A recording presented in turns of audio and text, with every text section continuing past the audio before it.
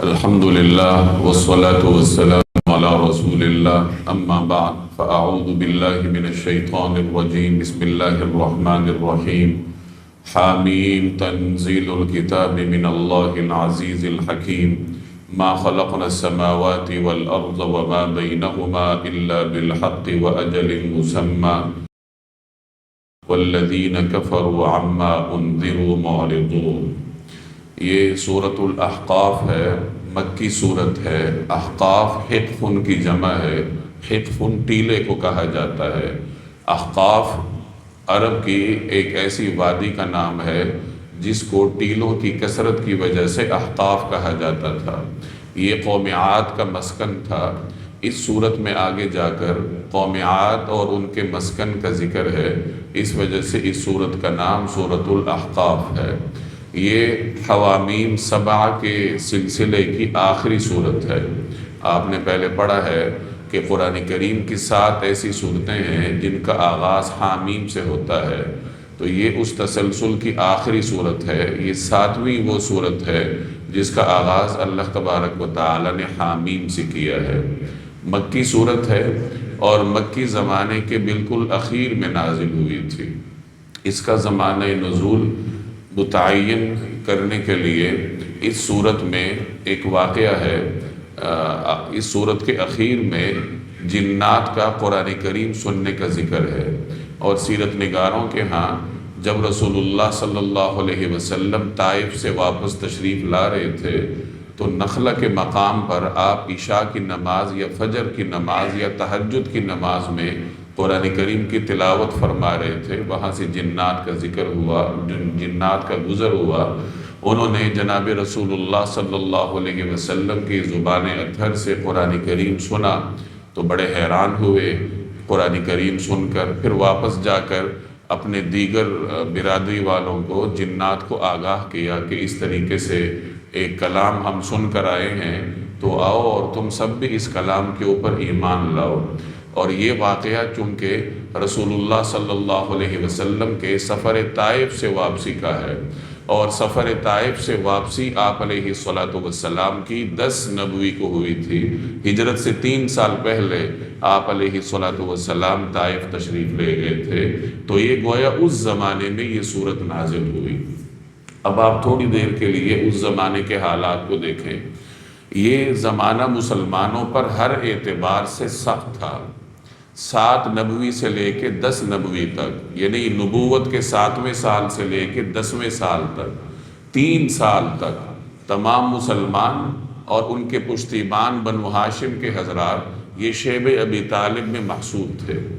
شیب ابی طالب یہ بنو ہاشم کی ایک آبائی زمین تھی جو جبل ابو قبیس کے درمیان وادی میں تھی، گھاٹی نما یہ زمین تھی بیت اللہ کے بالکل سامنے۔ آپ حضرات میں سے جن کو اللہ نے توفیق دی ہو حرم شریف میں حاضری کی، تو حرم کے ساتھ ہی ایک مقدس عمارت ہے جس کی نسبت جناب رسول اللہ صلی اللہ علیہ وسلم کی جائے ولادت کے طور پر معروف ہے۔ تو یہی وہ جگہ ہے جسے اس زمانے میں شیب ابی طالب کہا جاتا تھا۔ یہ بنو ہاشم کی آبائی زمین تھی۔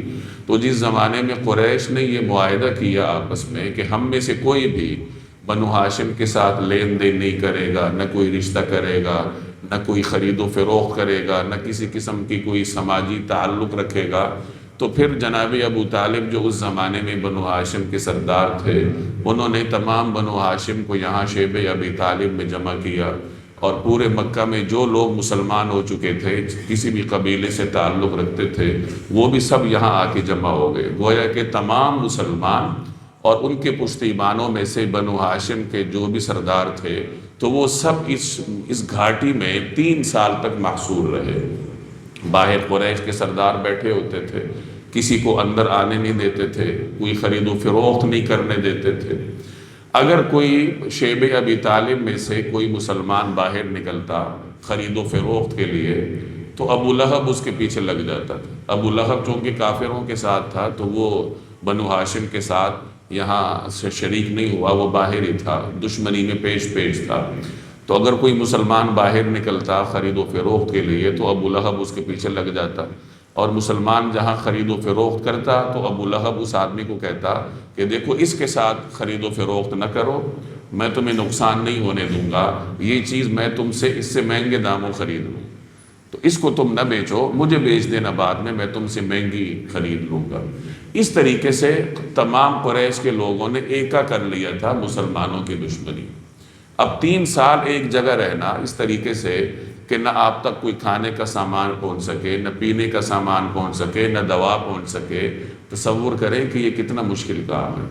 مسلمانوں نے اس زمانے میں چمڑا ابال کر پینے پر مجبور ہو گئے تھے، گھاس پتے یہ اس قسم کی چیزیں مسلمان کھانے پہ مجبور ہو گئے تھے، چونکہ باہر سے کھانے پینے کا سامان کوئی لانے نہیں دیتا تھا۔ اس زمانے میں بھی کچھ نیک دل سردار تھے جو اپنے ہی برادری کے لوگوں کے اس طرح مظلومیت پر پریشان تھے، کبھی کبھار وہ کچھ کھانے کا سامان لے آتے۔ تو بہرحال یہ تکلیف دہ حالات تھے جو مسلسل 3 سال تک مسلمانوں نے برداشت کی۔ جناب رسول اللہ صلی اللہ علیہ وسلم ان 3 سالوں میں بھی شیب ابی طالب سے باہر تشریف لے جاتے، اپنا دعوت کا کام کرتے رہتے۔ دعوت کا کام آپ علیہ السلام نے بند نہیں کیا، پھر واپس شیب ابی طالب میں آتے۔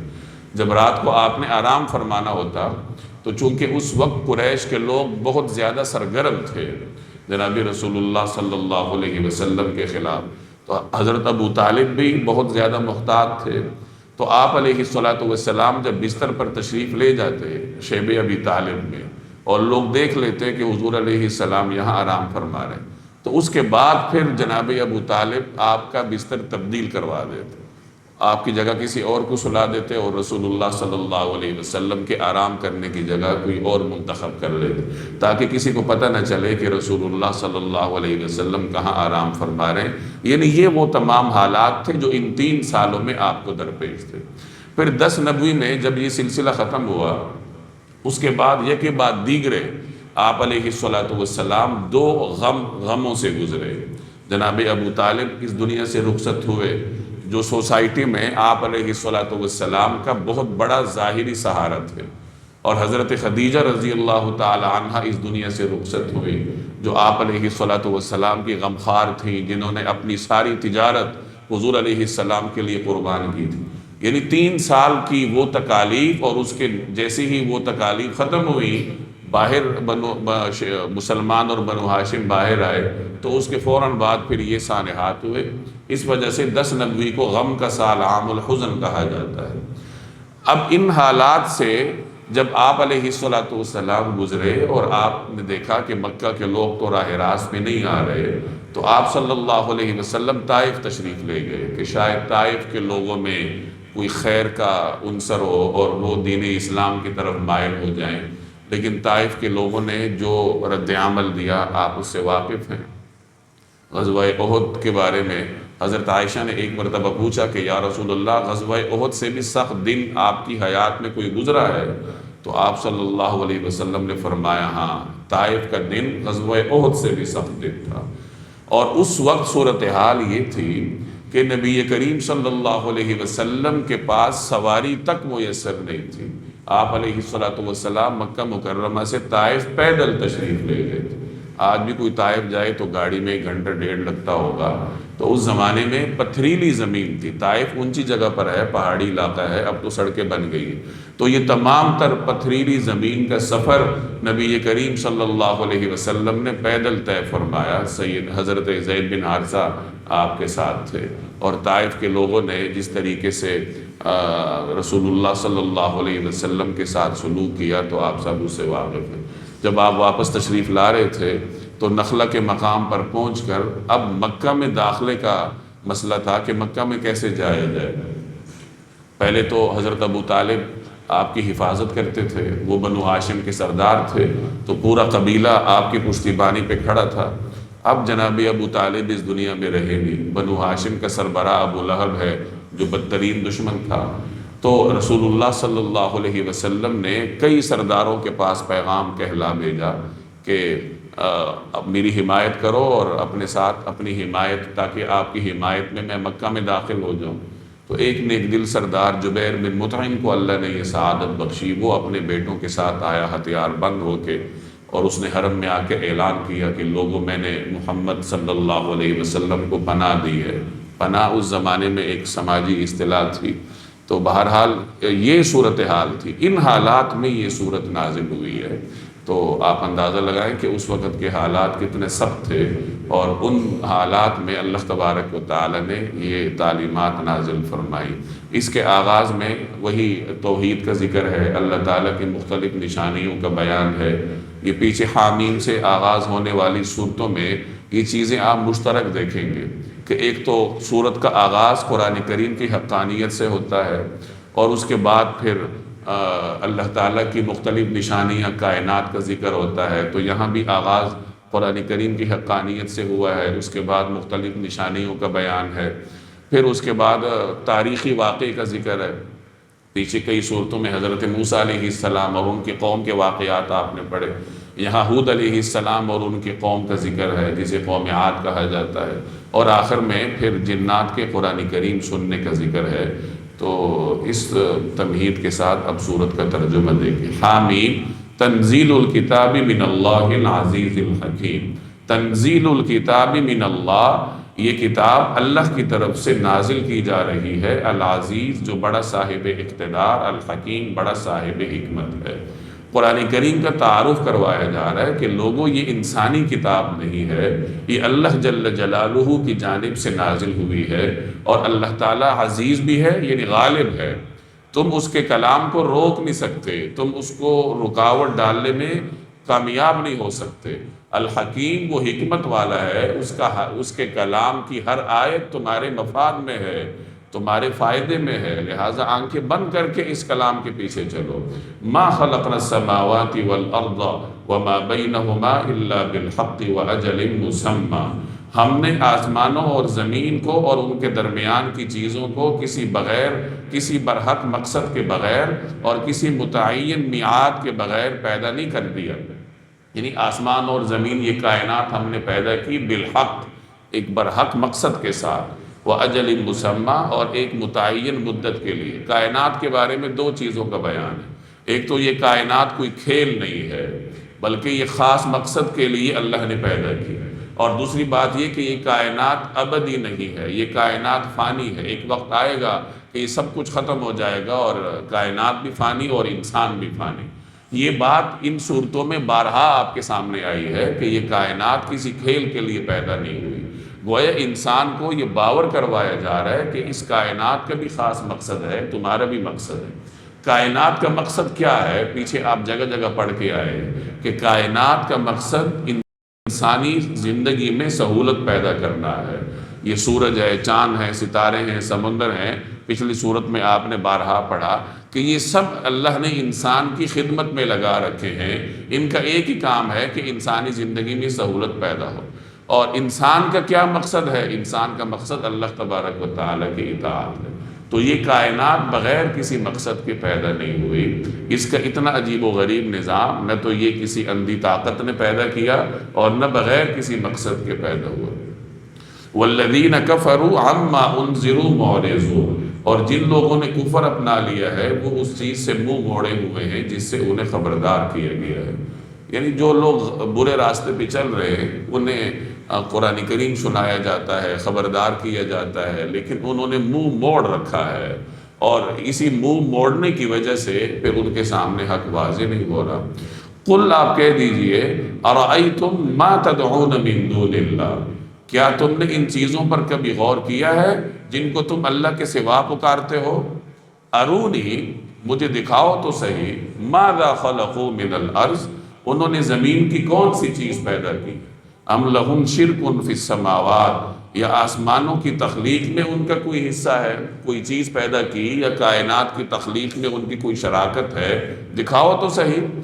اب انسان کے پاس دلیل دو قسم کی ہوتی ہے، یا تو عقلی ہوتی ہے کہ اس کے پیچھے کوئی لاجک ہو، کوئی ریزن ہو، اور یا وہ نقلی ہوتی ہے کہ وہ نقل ہوتی چلی آئی ہے۔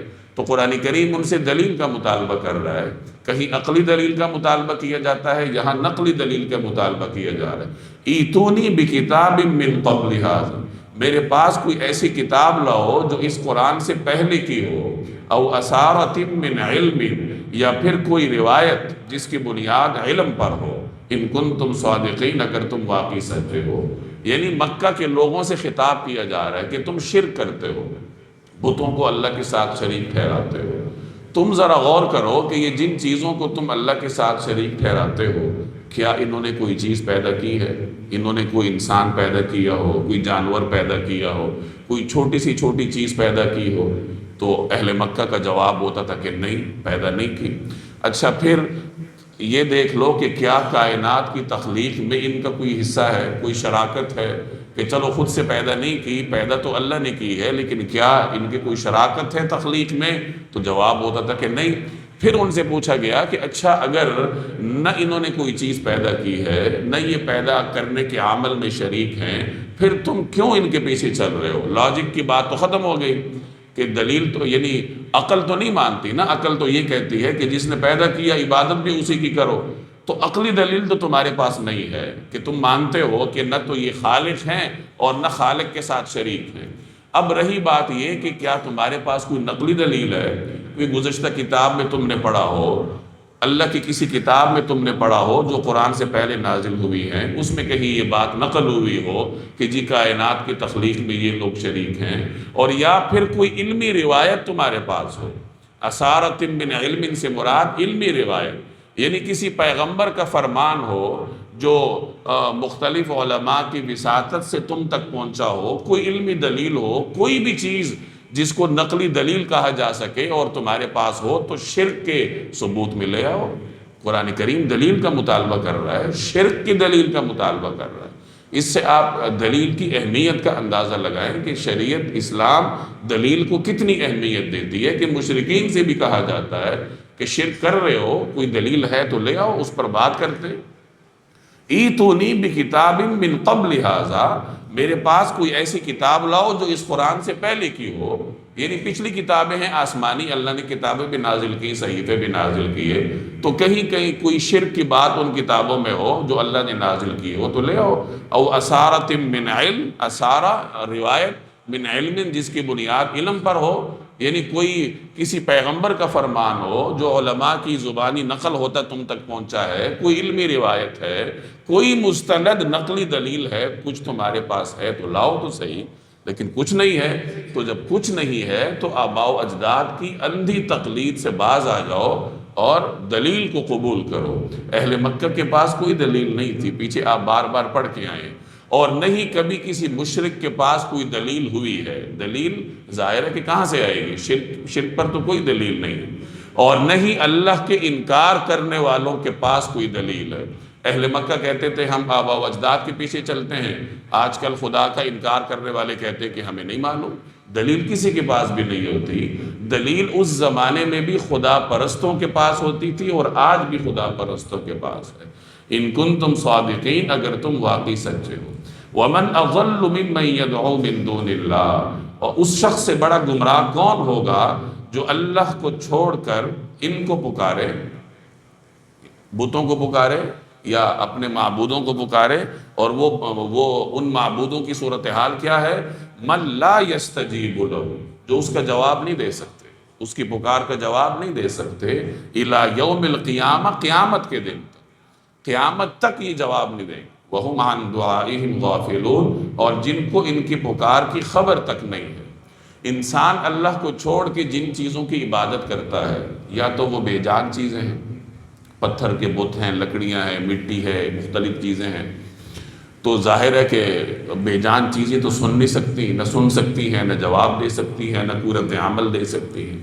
اسی طرح انسان بسا اوقات مقدس اور برگزیدہ شخصیات کی پوجا بھی کرتا ہے، جیسے فرشتوں کی پوجا کرتے ہیں، دیگر مقدس شخصیات کو معبود بنا لیتے ہیں۔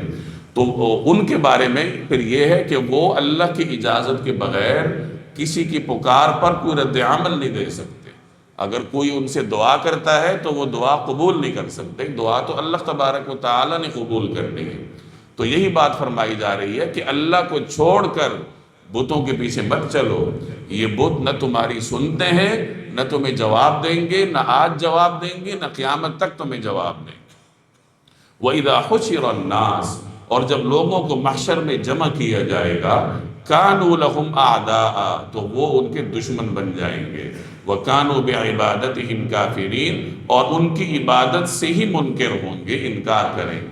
جن جن کی عبادت انہوں نے کی ہے وہ سب انکار کریں گے کہ جی ہم نے تو نہیں کہا تھا ان کو کہ ہماری عبادت کرو۔ وَإِذَا تُتْلَى عَلَيْهِمْ آيَاتُنَا بَيِّنَاتٍ، اور جب ان کے سامنے ہماری آیتیں پوری وضاحت کے ساتھ پڑھ کر سنائی جاتی ہیں، قَالَ الَّذِينَ كَفَرُوا، تو جن لوگوں نے کفر کیا وہ یوں کہہ دیتے ہیں، لِلْحَقِّ، حق کے بارے میں، لَمَّا جَاءَهُمْ، جب ان کے پاس آ جائے، کیا کہتے ہیں؟ هَذَا سِحْرٌ مُبِينٌ، یہ تو کھلا ہوا جادو ہے۔ اور جب ان کے سامنے ہماری آیتیں پوری وضاحت کے ساتھ پڑھ کر سنائی جاتی ہیں تو یہ کافر لوگ حق بات کے ان تک پہنچ جانے کے بعد بھی اس کے بارے میں یوں کہہ دیتے ہیں کہ یہ تو کھلا ہوا جادو ہے۔ ام یقولون افترا، کیا ان کا کہنا یہ ہے کہ اسے پیغمبر نے اپنی طرف سے گھڑ لیا ہے؟ قرآن کریم کی حقانیت کی بات ہو رہی ہے۔ کفار ہمیشہ یہ کہا کرتے تھے کہ قرآن کریم کا ماخذ وہی نہیں ہے، اللہ کی طرف سے نہیں ہے، بلکہ اس کا ماخذ یا سورس انسانی ہے کہ اسے خود گھڑ لیا گیا ہے۔ جگہ جگہ قرآن کریم اس کا جواب دیتا ہے کہ اگر یہ انسانی ہے، اسے گھڑا گیا ہے، تو تم بھی انسان ہو، تم بھی عرب ہو، اس طرح کی کوئی بات بنا کے لے آؤ۔ قرآن کریم بار بار انہیں چیلنج دیتا تھا، لیکن ان کے پاس اس چیلنج کا کوئی جواب نہیں ہوتا تھا۔ وقت گزرنے کے ساتھ ساتھ قرآن کریم کا چیلنج اپنی جگہ برقرار ہے، اور آج تک کوئی بھی انسان قرآن کریم کے مثل ایک آیت کا کوئی ایک حصہ بھی نہیں لا سکتا۔ حالانکہ بڑے بڑے عرب گزرے ہیں، بڑے بڑے فصیح گزرے ہیں، ادیب گزرے ہیں، شاعر گزرے ہیں۔ جس زمانے میں قرآن نازل ہوا وہ زمانہ عربی ادب، عربی شاعری کے عروج کا تھا۔ بڑے بڑے فصیح عرب شاعر ہوتے تھے، اور انہوں نے کوششیں کی، بڑی بڑی کوششیں کی، لیکن قرآن کریم کی طرح کی آیت نہیں بنا کے لا سکے۔ جو جھوٹے نبوت کے جھوٹے دعوے دار تھے، جیسے مسیلمہ کذاب، اس نے بھی کوشش کی، وہ بھی عرب تھا اور عربوں کے قبیلے سے تعلق رکھتا تھا، تو اس نے قرآن کریم کی طرح ایک دو آیتیں بنانے کی کوشش کی، تو اپنے ہی لوگوں نے اس کا مذاق اڑایا کہ کہاں وہ فصیح اور معجز کلام اور کہاں یہ تمہاری واہیات۔ تو اچھا نبوت کا دعویٰ تو کر رہے ہو، لیکن مہربانی کرو کہ اس طرح کی واہیات لوگوں کے سامنے بول کے اپنا اور ہمارا مذاق نہ اڑواؤ۔ خود اپنے لوگوں نے اس کی مخالفت کی۔ تو قرآن کریم کا چیلنج اپنی جگہ برقرار ہے۔ تو اگر یہ انسانی کاوش ہوتی تو کتنے انسان دنیا میں گزرے ہیں، کوئی اس طرح کی چیز بنا کے لے آتے۔ جیسے جیسے وقت گزرتا ہے اللہ تبارک و تعالی بہت ساری چیزیں انسانوں کے سامنے واضح کر دیتا ہے۔ آج کل جدید ٹیکنالوجی کا زمانہ ہے، اب تو یہ بات جاننے کے لیے کہ بھی آلات وضع ہو چکے ہیں کہ یہ کلام ایک کا ہے یا کئی کا ہے۔ جو بھی انسانی کلام ہوتا ہے، جو بھی آپ کے سامنے کلام گزرتا ہے، جملوں کی ایک خاص ساخت ہوتی ہے، خاص سٹرکچر ہوتا ہے۔ اللہ تبارک و تعالیٰ کی عجیب شان ہے کہ ایک انسان کا کلام دوسرے انسان کے کلام سے مختلف ہوتا ہے۔ جیسے آپ مختلف مصنفین، مختلف ادیبوں کی کتابیں پڑھتے ہیں، ہر ادیب کا خاص اسلوب ہوتا ہے جو دوسرے سے مختلف ہوتا ہے۔ کوئی ادیب دوسرے کے اسلوب کو کاپی نہیں کر سکتا۔ تو انسان تو اپنے شعور کی بنیاد پہ پرکھ لیتا ہے، بسا اوقات پوری طرح نہیں بھی پرکھتا، لیکن اب جدید دنیا میں ایسی ٹیکنالوجی آ چکی ہے جو یہ جان سکتی ہے کہ یہ کلام کس کا ہے، یا ایک کا ہے یا کئی کا ہے۔ گزشتہ دنوں کسی جگہ میں نے سنا کہ کسی پتہ نہیں 2015 سے لے کے 2022 تک کسی جگہ اس پہ باقاعدہ ریسرچ ہوئی، اور مشین لرننگ کے ذریعے قرآن کریم اور احادیث کا موازنہ کیا گیا، اور سالہ سال کی تحقیق کے بعد پھر ان کا یہ نتیجہ یہی تھا کہ قرآن کریم کی جو ساخت ہے، اس کے جملوں کی ساخت ہے، یہ بالکل منفرد ہے، اور احادیث جو جناب رسول اللہ صلی اللہ علیہ وسلم کا کلام ہے، آپ علیہ الصلوۃ والسلام کے ارشادات ہیں، ان کے جملوں کی ساخت یکسر مختلف ہے۔ یعنی ایک چیز اللہ نے ان کے سامنے مشاہدے کی حد تک واضح کر دی کہ قرآن کریم رسول اللہ صلی اللہ علیہ وسلم کا کلام نہیں ہے، بلکہ یہ ایک منفرد کلام ہے، جس کی طرح کا کلام آج تک نہ کوئی آیا ہے اور نہ آگے کوئی آئے۔ لیکن بات وہی ہے کہ جب اللہ نے ہدایت نہیں دینی، اللہ کی طرف سے یعنی انسانوں کی فطرت مسخ کرنے کی وجہ سے وہ اس مرحلے تک پہنچ چکے ہیں کہ ہدایت نہیں ملتی، تو پھر ہدایت نہیں ملتی۔ جیسے ابو جہل کو بھی معلوم تھا کہ یہ برحق ہیں، لیکن وہ کہا کرتا تھا کہ میں نہیں مانتا، اگر میں مان لوں تو میری سرداری کہاں جائے گی۔ اب یہ چیز ان پہ واضح ہے کہ قرآن کریم انسانی کلام نہیں ہے، لیکن نہیں ماننا تو نہیں ماننا۔ اب ایک اور چیز آپ دیکھیں، جیسے میں نے شروع میں عرض کیا کہ یہ سورت کن حالات میں نازل ہوئی۔ رسول اللہ صلی اللہ علیہ وسلم کتنے سخت حالات سے اس زمانے میں گزر رہے تھے، اور آپ علیہ السلام کے کلام سے اس زمانے کے حالات کا احساس بھی ہوتا ہے۔ جیسے جب رسول اللہ صلی اللہ علیہ وسلم طائف سے تشریف لا رہے تھے تو راستے میں جب پہاڑوں کا فرشتہ حاضر ہوا کہ آپ اگر اجازت دیں تو میں ان دونوں پہاڑوں کو ملا دوں، تو آپ نے اجازت نہیں دی، اور پھر اس کے بعد آپ نے دعا کی۔ وہ دعا ایک منفرد دعا ہے، آپ کو معلوم ہوگی، اللہم انی اشکو الیک ضعف قوتی وقلت حیلتی وہوانی علی الناس، کہ یا اللہ میں آپ سے شکایت کرتا ہوں اپنی طاقت کی کمی کا، لوگوں کے ہاں اپنی اہمیت کی کمی کا اور وسائل کی کمی کا۔ یا ارحم الراحمین انت رب المستضعفین انت وانت ربی، اے رحم کرنے والوں میں سب سے زیادہ رحم کرنے والے، آپ کمزوروں کے رب ہیں، آپ میرے بھی رب ہیں۔ الا من تکلنی، آپ مجھے کس کے حوالے کیے دے رہے؟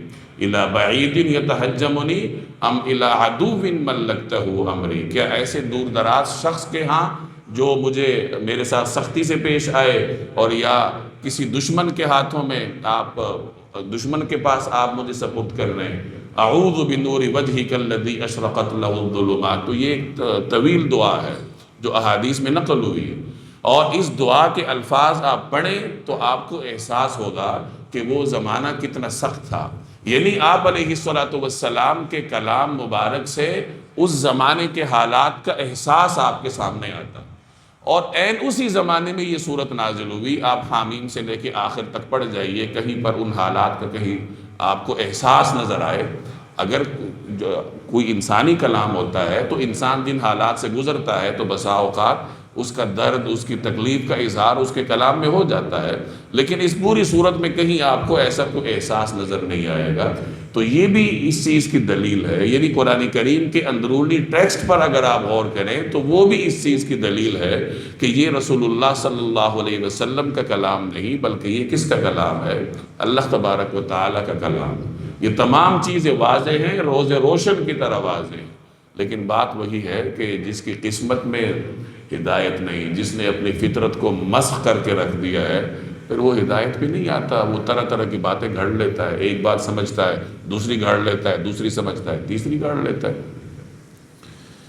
ام یقولون افترا، کیا ان کا کہنا یہ ہے کہ اسے پیغمبر نے اپنی طرف سے گھڑ لیا ہے؟ قل، آپ کہہ دیجئے، ان افتریتہ، اگر میں نے اسے اپنی طرف سے گھڑ لیا ہے، فلا تملکون لی من اللہ شیئا، تو تم مجھے اللہ کی پکڑ سے ذرا بھی نہیں بچا سکو گے۔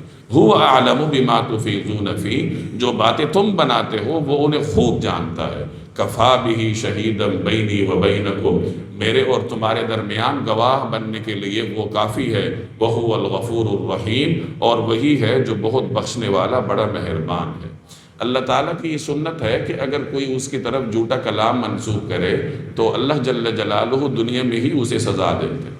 نبی کریم صلی اللہ علیہ وسلم اپنی قوم سے یہ فرما رہے ہیں کہ اگر تم مجھ پہ الزام لگاتے ہو کہ یہ میں نے گھڑا ہے تو پھر دیکھ لو کہ اللہ جل جلالہ کا میرے ساتھ کیا طرز عمل ہے۔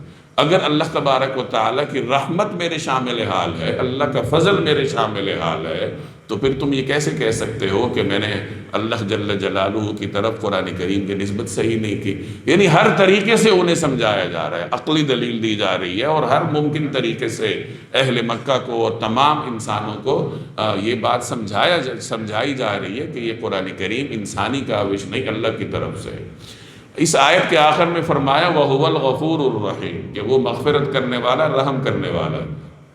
اس کی مناسبت پچھلے آیت کے پہلے حصے سے یہ ہے کہ جو آدمی سچے نبی کی طرف جھوٹ کی نسبت کرتا ہے تو یہ کائنات کا بدترین گناہ ہے، اور اگر اللہ غفور الرحیم نہ ہوتا تو ایسا آدمی اگلا سانس نہ لے سکتا، اور اسی وقت اللہ تعالیٰ اسے عبرت کا نشانہ بنا دیتا۔ لیکن اللہ تعالیٰ غفور الرحیم ہے، وہ انسانوں کو ڈھیل دیتا ہے، موقع دیتا ہے۔ تو یہی بات ان سے کہی جا رہی ہے کہ تم اتنی بڑی بڑی باتیں کرتے ہو، لیکن اس کے باوجود تم اگر سانس لے رہے ہو تو اس کی وجہ کیا ہے؟ وَهُوَ الْغَفُورُ الرَّحِيمُ۔ قل ما كنت بدعا من الرسل، آپ کہہ دیجئے کہ میں پیغمبروں میں کوئی انوکھا پیغمبر نہیں ہوں۔ اہل مکہ یہ کہا کرتے تھے کہ جی یہ کیسے پیغمبر ہے جو بازاروں میں جاتے ہیں، کھاتے ہیں پیتے ہیں، جن کا گھر بار ہے، جن کے اہل و عیال ہیں، تو یہ کس طرح کے پیغمبر ہے؟ اس قسم کے جو ان کی افواہیں تھی، پروپیگنڈے تھے، وہ قرآن کریم میں جگہ جگہ آپ کو ملیں گے۔ اب یہاں انہیں تاریخی دلیل سے سمجھایا جا رہا ہے کہ دیکھو میں کوئی پہلی مرتبہ تو نہیں آیا نا اللہ کی طرف سے نبوت کا دعویٰ لے کر، مجھ سے پہلے ہزارہا انبیاء گزرے ہیں جو میری ہی طرح تھے، جو جن کے گھر بار تھے، جو کھاتے تھے پیتے تھے، جن کے اہل و عیال تھے، اور بہت سارے پیغمبروں کی تاریخ سے تم واقف ہو۔ تو جب ان پیغمبروں کی بھی یہی صورتحال تھی، اسی طریقے سے وہ بازار تشریف لے جاتے تھے، ان کے گھر بار تھے، وہ کھانا تناول فرماتے تھے، تو پھر تم میرے حوالے سے اس قسم کی غلط فہمیوں کا شکار کیوں ہو؟ یعنی دربار رسالت کے حوالے سے تمہاری یہ پروپیگنڈے کوئی معنی نہیں رکھتے، اور اللہ جل جلالہ کی یہ سنت رہی ہے کہ وہ انبیاء علیہ السلام کو بھیجتا ہے، انبیاء علیہ السلام کے گھر ہوتے ہیں، ان کے اہل خانہ ہوتے ہیں، وہ بازار بھی تشریف لے جاتے ہیں، دیگر جو حوائج ہیں ان میں بھی انسانوں کے ساتھ حصہ لیتے ہیں، تو یہ انسان کے لیے کوئی انوکھی بات نہیں ہے۔ تو فرمایا دیکھو میں کوئی یہ جو نبوت کا دعویٰ لے کر آیا ہوں تو یہ کوئی انوکھی بات نہیں ہے، میں کوئی پہلا رسول نہیں ہوں، آخری ہوں، مجھ سے پہلے ہزارہا پیغمبر گزرے ہیں۔ دوسرا یہ کہ اس زمانے میں قریش مکہ طرح طرح کے مطالبے کرتے تھے کہ جی یہ معجزہ لے آئیں، وہ معجزہ لے آئیں، یہ بتا دیں، وہ بتا دیں۔ تو ان سے یہ کہا، اور یہ وہ زمانہ تھا جب مسلمانوں اور ان کے درمیان ایک کشمکش جاری تھی۔ 10 سال ہو چکے تھے قریش مکہ کو مسلمانوں کی دعوت کا راستہ روکتے ہوئے، اور مسلمان دعوت پھیلا رہے تھے۔ تو رسول اللہ صلی اللہ علیہ وسلم ان سے فرما رہے ہیں کہ دیکھو یہ جو کشمکش ہے تمہارے اور مسلمانوں کے درمیان، ہمارے اور تمہارے درمیان، اس کا آخری نتیجہ کیا نکلے گا مجھے نہیں معلوم۔ میرا کام کیا ہے کہ تم تک وحی کی بات پہنچاؤں، یعنی مجھ سے انوکھے مطالبے مت کرو، میرا کام تم تک وحی کا پیغام پہنچانا ہے، اللہ کا جو کلام ہے وہ میں تم تک پہنچا رہا ہوں، اور وہ میں پہنچاتا رہوں گا۔ قل آپ کہہ دیجئے ما کنت بدعا من الرسل، میں پیغمبروں میں کوئی انوکھا رسول نہیں ہوں، انوکھا پیغمبر نہیں ہوں، وما ادری ما یفعل بی ولا بکم، اور مجھے نہیں معلوم کہ میرے ساتھ کیا کیا جائے گا، اور نہ یہ معلوم ہے کہ تمہارے ساتھ کیا ہوگا۔ یعنی یہ جو دنیا میں تمہارے اور مسلمانوں کی کشمکش ہے، اس کا آخری نتیجہ کیا ہوگا تو یہ اللہ تبارک و تعالیٰ بہتر جانتے ہیں کہ تم جو رکاوٹیں کھڑی کر رہے ہو، تم رکاوٹیں کتنی کھڑی کر سکو گے۔ مسلمان تمہیں دعوت کا پیغام پہنچا رہے ہیں، ہم تمہارے سامنے نشانی آوازیں کر رہے ہیں، تو اب آخری نتیجہ کیا نکلے گا، تم کس حد تک رکاوٹیں کھڑی کرنے میں کامیاب ہو سکو گی، یہ اللہ تبارک و تعالیٰ ہی بہتر جانتا ہے۔ یعنی اس کا تعلق دنیا سے ہے۔ رہی بات آخرت کی تو وہ تو واضح ہے کہ آخرت تو مومنین کے لیے ہوتی ہے، اللہ تبارک و تعالیٰ کے ماننے والوں کے لیے ہوتی ہے۔ ان اتبع الا ما یوحى الی، میں کسی اور چیز کے نہیں، صرف اس وحی کی پیروی کرتا ہوں جو مجھے بھیجی جاتی ہے۔ وما انا الا نذیر مبین، اور میں تو صرف ایک واضح انداز سے خبردار کرنے والا ہوں۔ یہ عقیدہ رسالت کی وضاحت کی جا رہی ہے کہ پیغمبر کا کام کیا ہے، وحی پہنچانا۔ پیغمبر کا کام کیا ہے، لوگوں کو خبردار کرنا۔ معجزات جو پیغمبر کے دست اقدس پر ظاہر ہوتے ہیں وہ اللہ کے حکم سے ظاہر ہوتے ہیں۔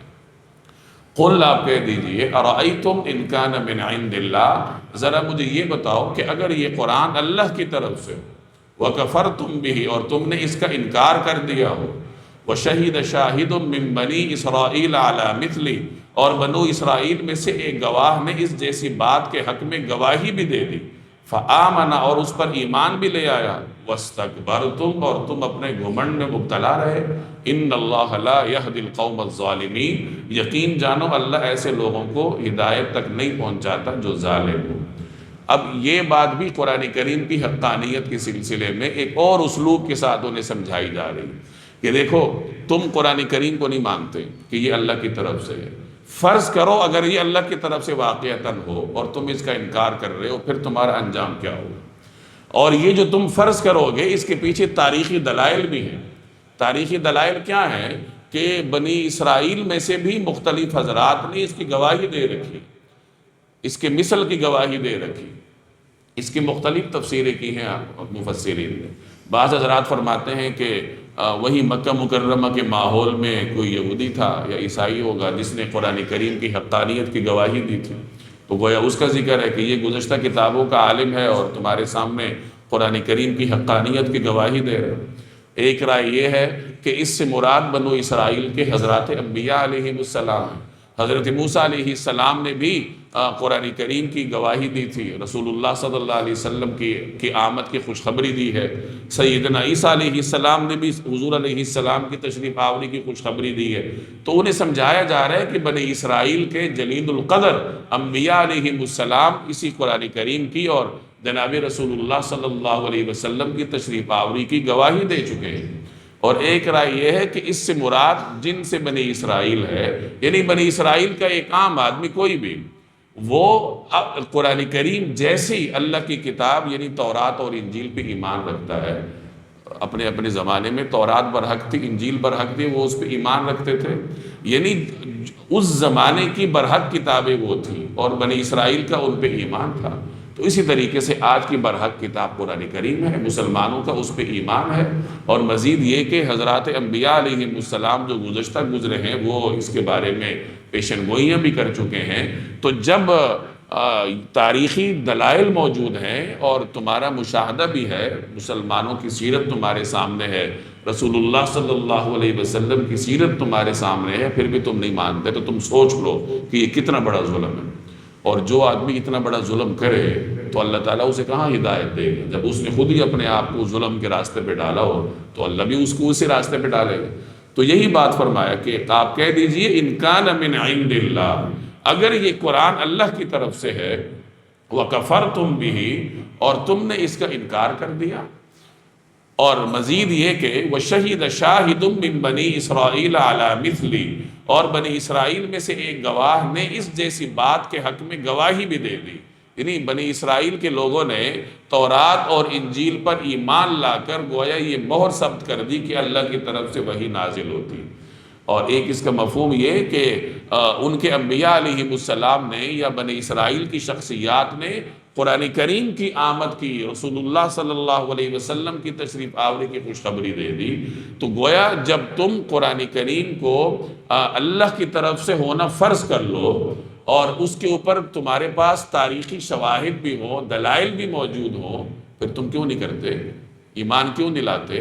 ان تمام چیزوں کے باوجود بھی اگر تم تکبر کرو، وَاسْتَكْبَرْتُمْ، تم تکبر کرو، تو یہ تو بہت بڑا ظلم ہے۔ جب ظلم کرو گے تو ان اللہ لا یہدی القوم الظالمین، تو اللہ تعالیٰ پھر ایسے ظالم لوگوں کو ہدایت تک نہیں پہنچاتا۔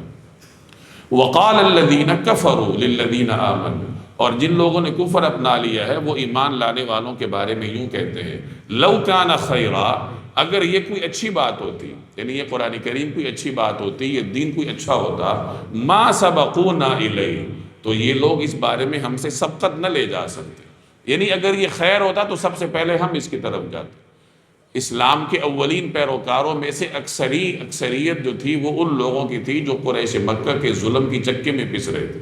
حضرت عمار، حضرت بلال، حضرت سہیب اور بہت سارے ایسے خواتین تھیں، ایسے مسلمان مرد تھے جو قریش کے سرداروں کے غلامی میں تھے، ان کی جبر کی چکی میں پس رہے تھے، اور وہ سب حضرات ایمان لے آئے تھے۔ تو اہل مکہ کے سردار یہ کہا کرتے تھے بطور طنز کے کہ اگر یہ دین کو اچھا ہوتا تو سب سے پہلے ہم ایمان لاتے۔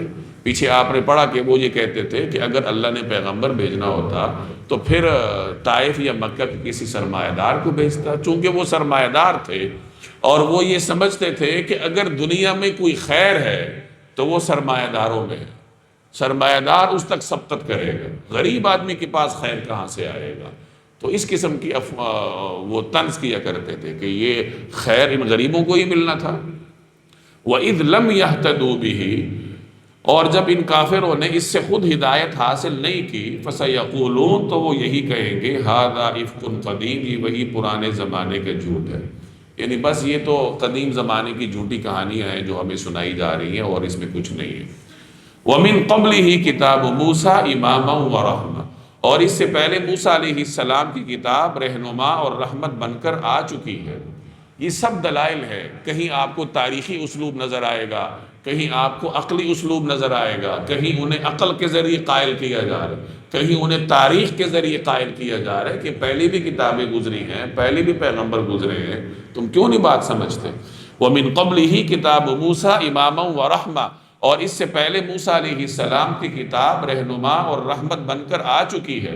وَهَذَا کتاب، اور یہ قرآن وہ کتاب ہے، مصدق، جو تصدیق کر رہا ہے ان کتابوں کا، لسانًا عربیًا، عربی زبان میں ہوتے ہوئے بھی، لِيُنذِرَ الَّذِينَ ظَلَمُوا، تاکہ ان لوگوں کو خبردار کرے جو جنہوں نے اپنے اوپر ظلم کیا، وَبُشْرَى لِلْمُحْسِنِينَ، اور نیک کام کرنے والوں کے لیے خوشخبری بن جائے۔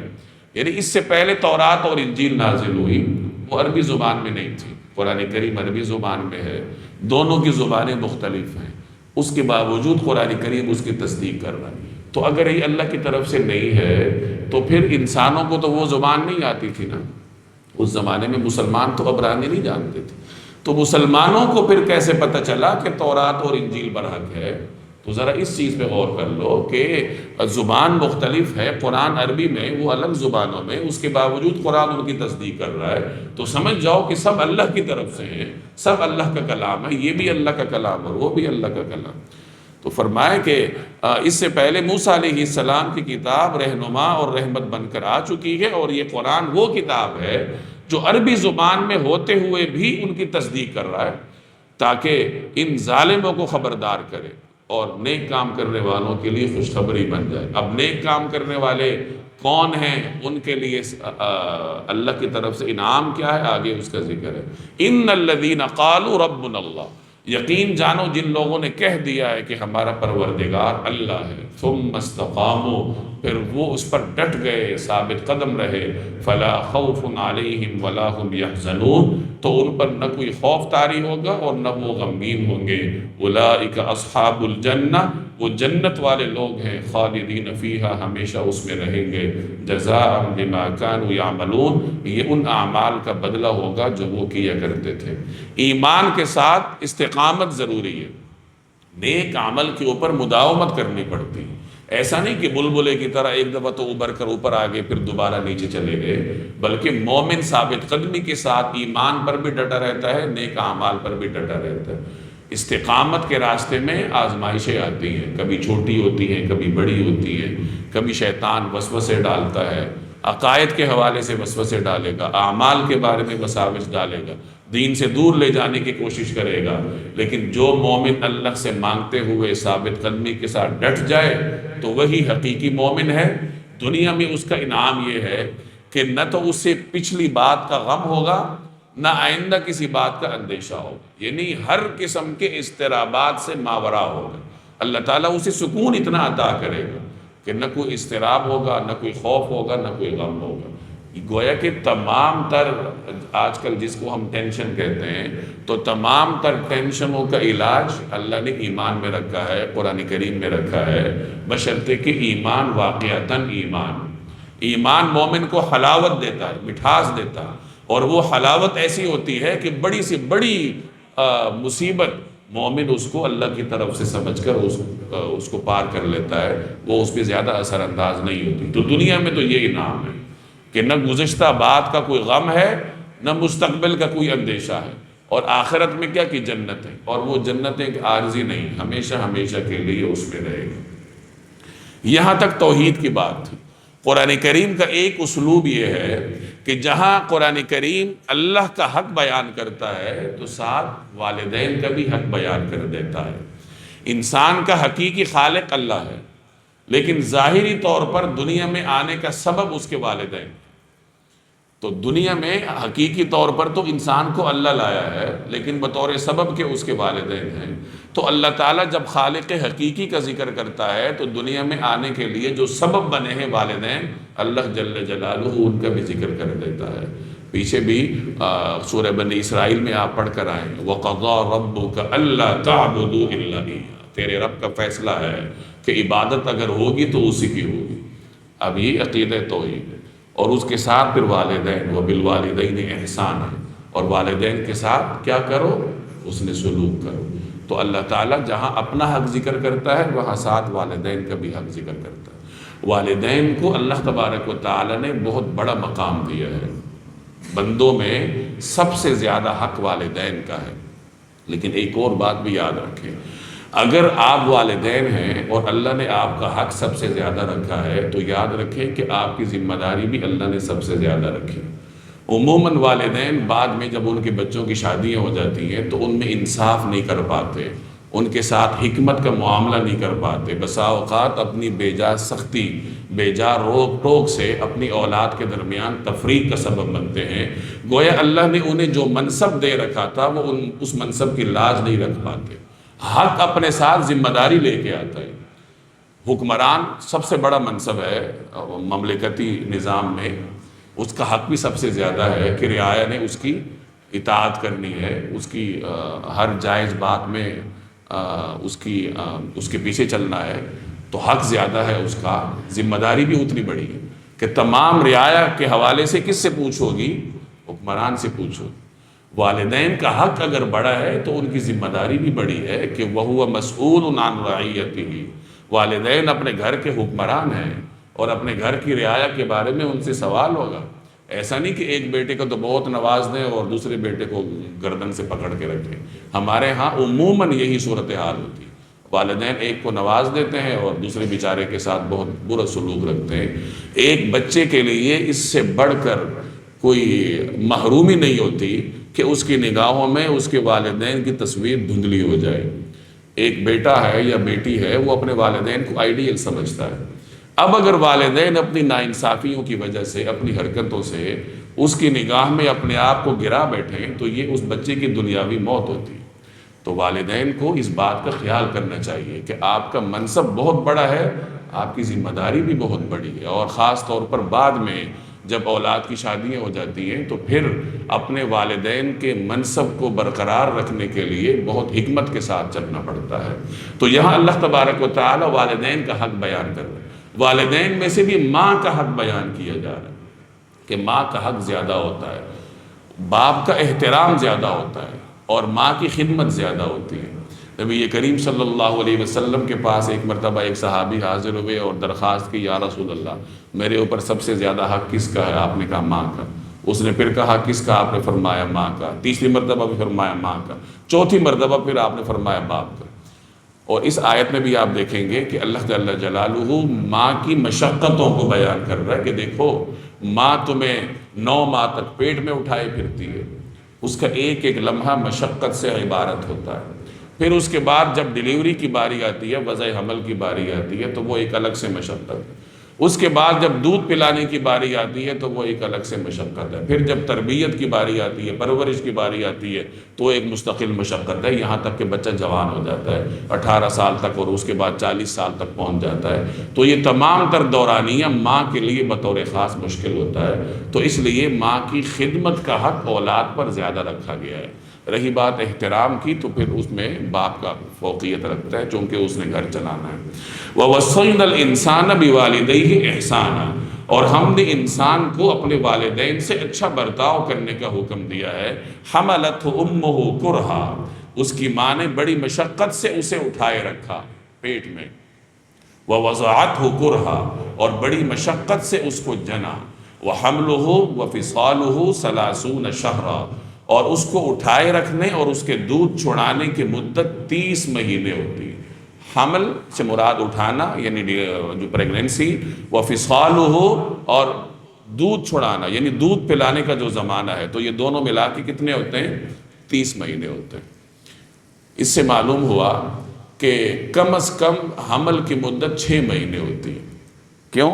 اس لیے کہ قرآن کریم میں دیگر مقامات سے یہ معلوم ہوتا ہے کہ ماں اپنے بچے کو 2 سال دودھ پلاتی ہے، یعنی یہ زیادہ سے زیادہ دورانیہ ہے رضاعت کا، کہ ماں اپنے بچے کو کتنا عرصہ دودھ پلائے گی؟ 2 مہینے، 2 سال تک۔ تو 2 سال تو مدت رضاعت ہے، 24 مہینے ہو گئے۔ یہاں پہ حمل اور رضاعت دونوں کو ملا کر 30 ماہ کا وقت اللہ تعالیٰ نے بیان فرمایا۔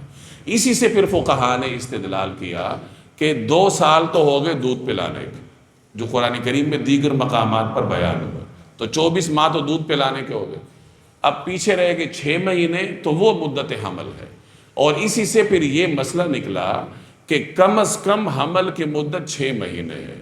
یعنی اگر کسی خاتون کی شادی کے 6 مہینے کے بعد اس کے ہاں ڈیلیوری ہوتی ہے تو وہ بچہ جائز سمجھا جائے گا، اس کا نسب اس کے باپ سے ثابت ہوگا، اور اس خاتون پر کسی قسم کی تہمت نہیں لگائی جائے گی، وہ اس کی پاک دامنی ہی سمجھی جائے گی۔ ہاں اگر 6 ماہ سے پہلے بچہ ہوتا ہے تو اس میں پھر شکوک اور شبہات ہوں گے کہ یہ کہیں نکاح سے پہلے کا تو نہیں، اور صحابہ کی تاریخ میں اس قسم کا واقعہ بھی مذکور ہے۔ حضرت عثمان رضی اللہ تعالی عنہ کے زمانے خلافت میں ایک خاتون کے نکاح کے 6 مہینے کے بعد اس کے ہاں بچہ پیدا ہوا۔ اب جب بات دربار خلافت تک پہنچی تو اس خاتون کو بلایا گیا۔ بعض روایت میں آتا ہے کہ جب اس خاتون کو بلایا جا رہا تھا تو اس کی باقی جو ہم جولیاں تھیں، رشتہ دار، وہ پریشان ہو گئی، تو خاتون نے کہا تم پریشان نہ ہو، کیونکہ میں نے کوئی گناہ نہیں کیا، اللہ کی طرف سے تھا کہ بچہ جلدی پیدا ہو گیا، تو مجھے یقین ہے کہ اللہ میرے بارے میں صحیح فیصلہ کرے گا، درست فیصلہ ہوگا۔ تو خیر وہ دربار خلافت میں حاضر ہوئی، حضرت عثمان نے مقدمہ سنا، اور پھر آپ نے فرمایا کہ 6 مہینے میں تو بچہ پیدا ہو نہیں سکتا، اور حضرت عثمان نے اس خاتون کو گویا مجرم قرار دے کر اس کو رجم کرنے کا حکم صادر فرما دیا کہ اس پہ زنا کی سزا جاری کی۔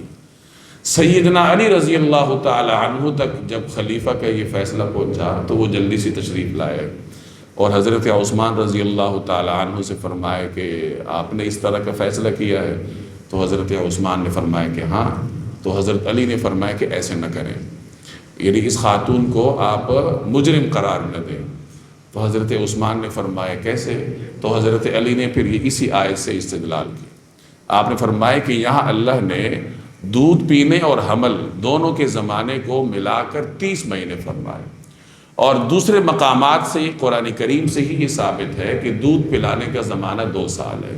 تو جب 24 ماہ وہ ہو گئے تو پیچھے 6 ماہ رہ گئے نا حمل کے، تو معلوم ہوا کہ 6 مہینے کے حمل کو قرآن کریم تسلیم کرتا ہے، اور وہ ایک جائز وہ ہے، حمل ہے۔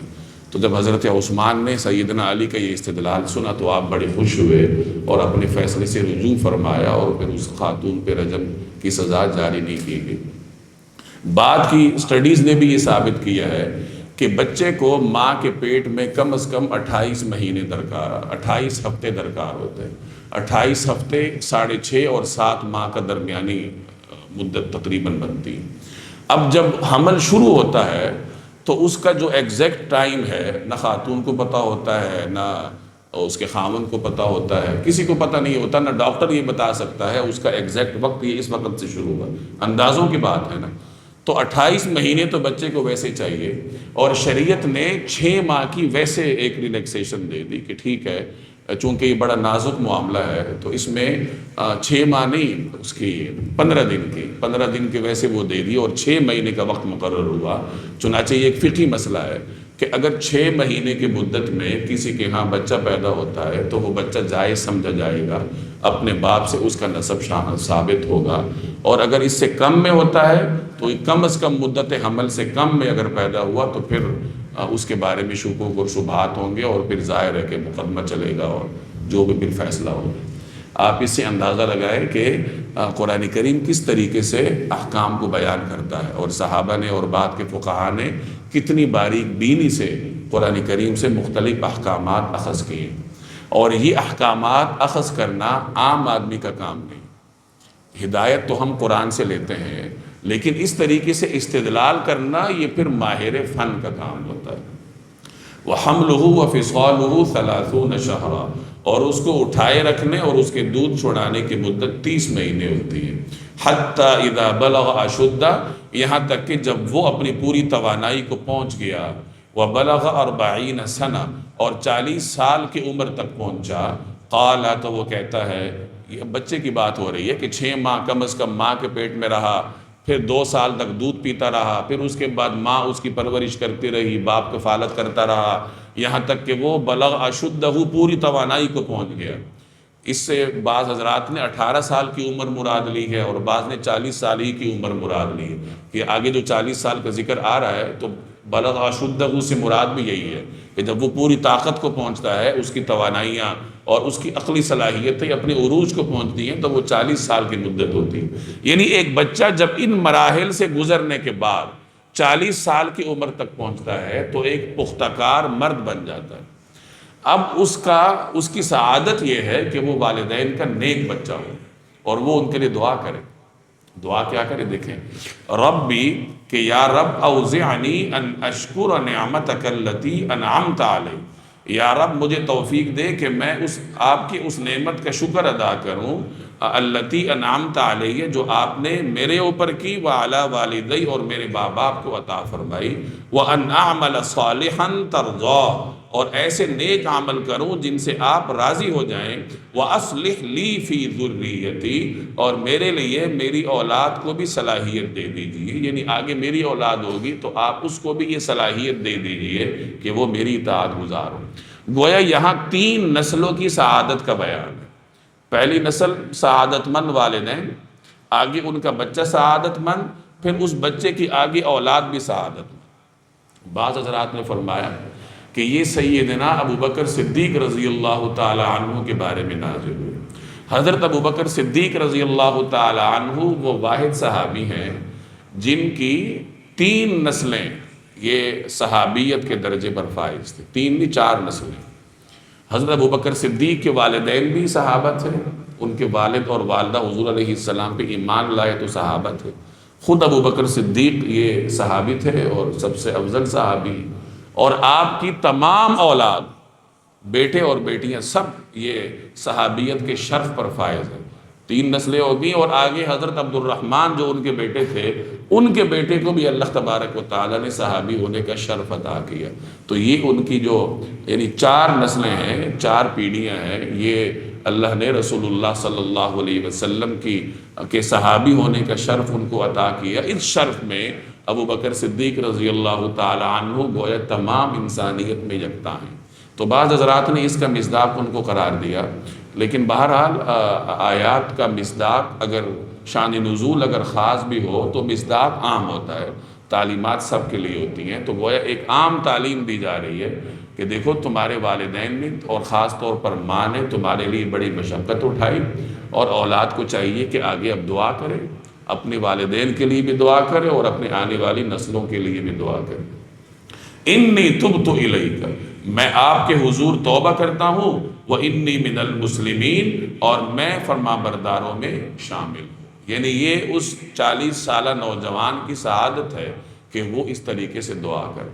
40 سال کی عمر کے بارے میں بعض روایات میں آتا ہے کہ جب 40 سال کی عمر تک کوئی پہنچ جاتا ہے تو اللہ تعالیٰ اس کا حساب آسان کر دیتا ہے، اور جب 60 سال کی عمر تک کوئی آدمی پہنچ جاتا ہے تو اللہ تبارک و تعالیٰ کے ہاں آسمانوں میں پھر وہ پسندیدہ بن جاتا ہے، آسمان والے اس سے محبت کرنے لگتے. اور جب کوئی آدمی 70 برس کی عمر تک پہنچ جاتا ہے تو اللہ تعالیٰ اس کی سیئات کو مٹا دیتا ہے، اس کی حسنات کو قائم کر دیتا ہے. اور جب کوئی آدمی 80 سال کی عمر تک پہنچ جاتا ہے تو اللہ تبارک و تعالیٰ اس کے اگلے پچھلے تمام گناہوں کو معاف کر دیتا ہے.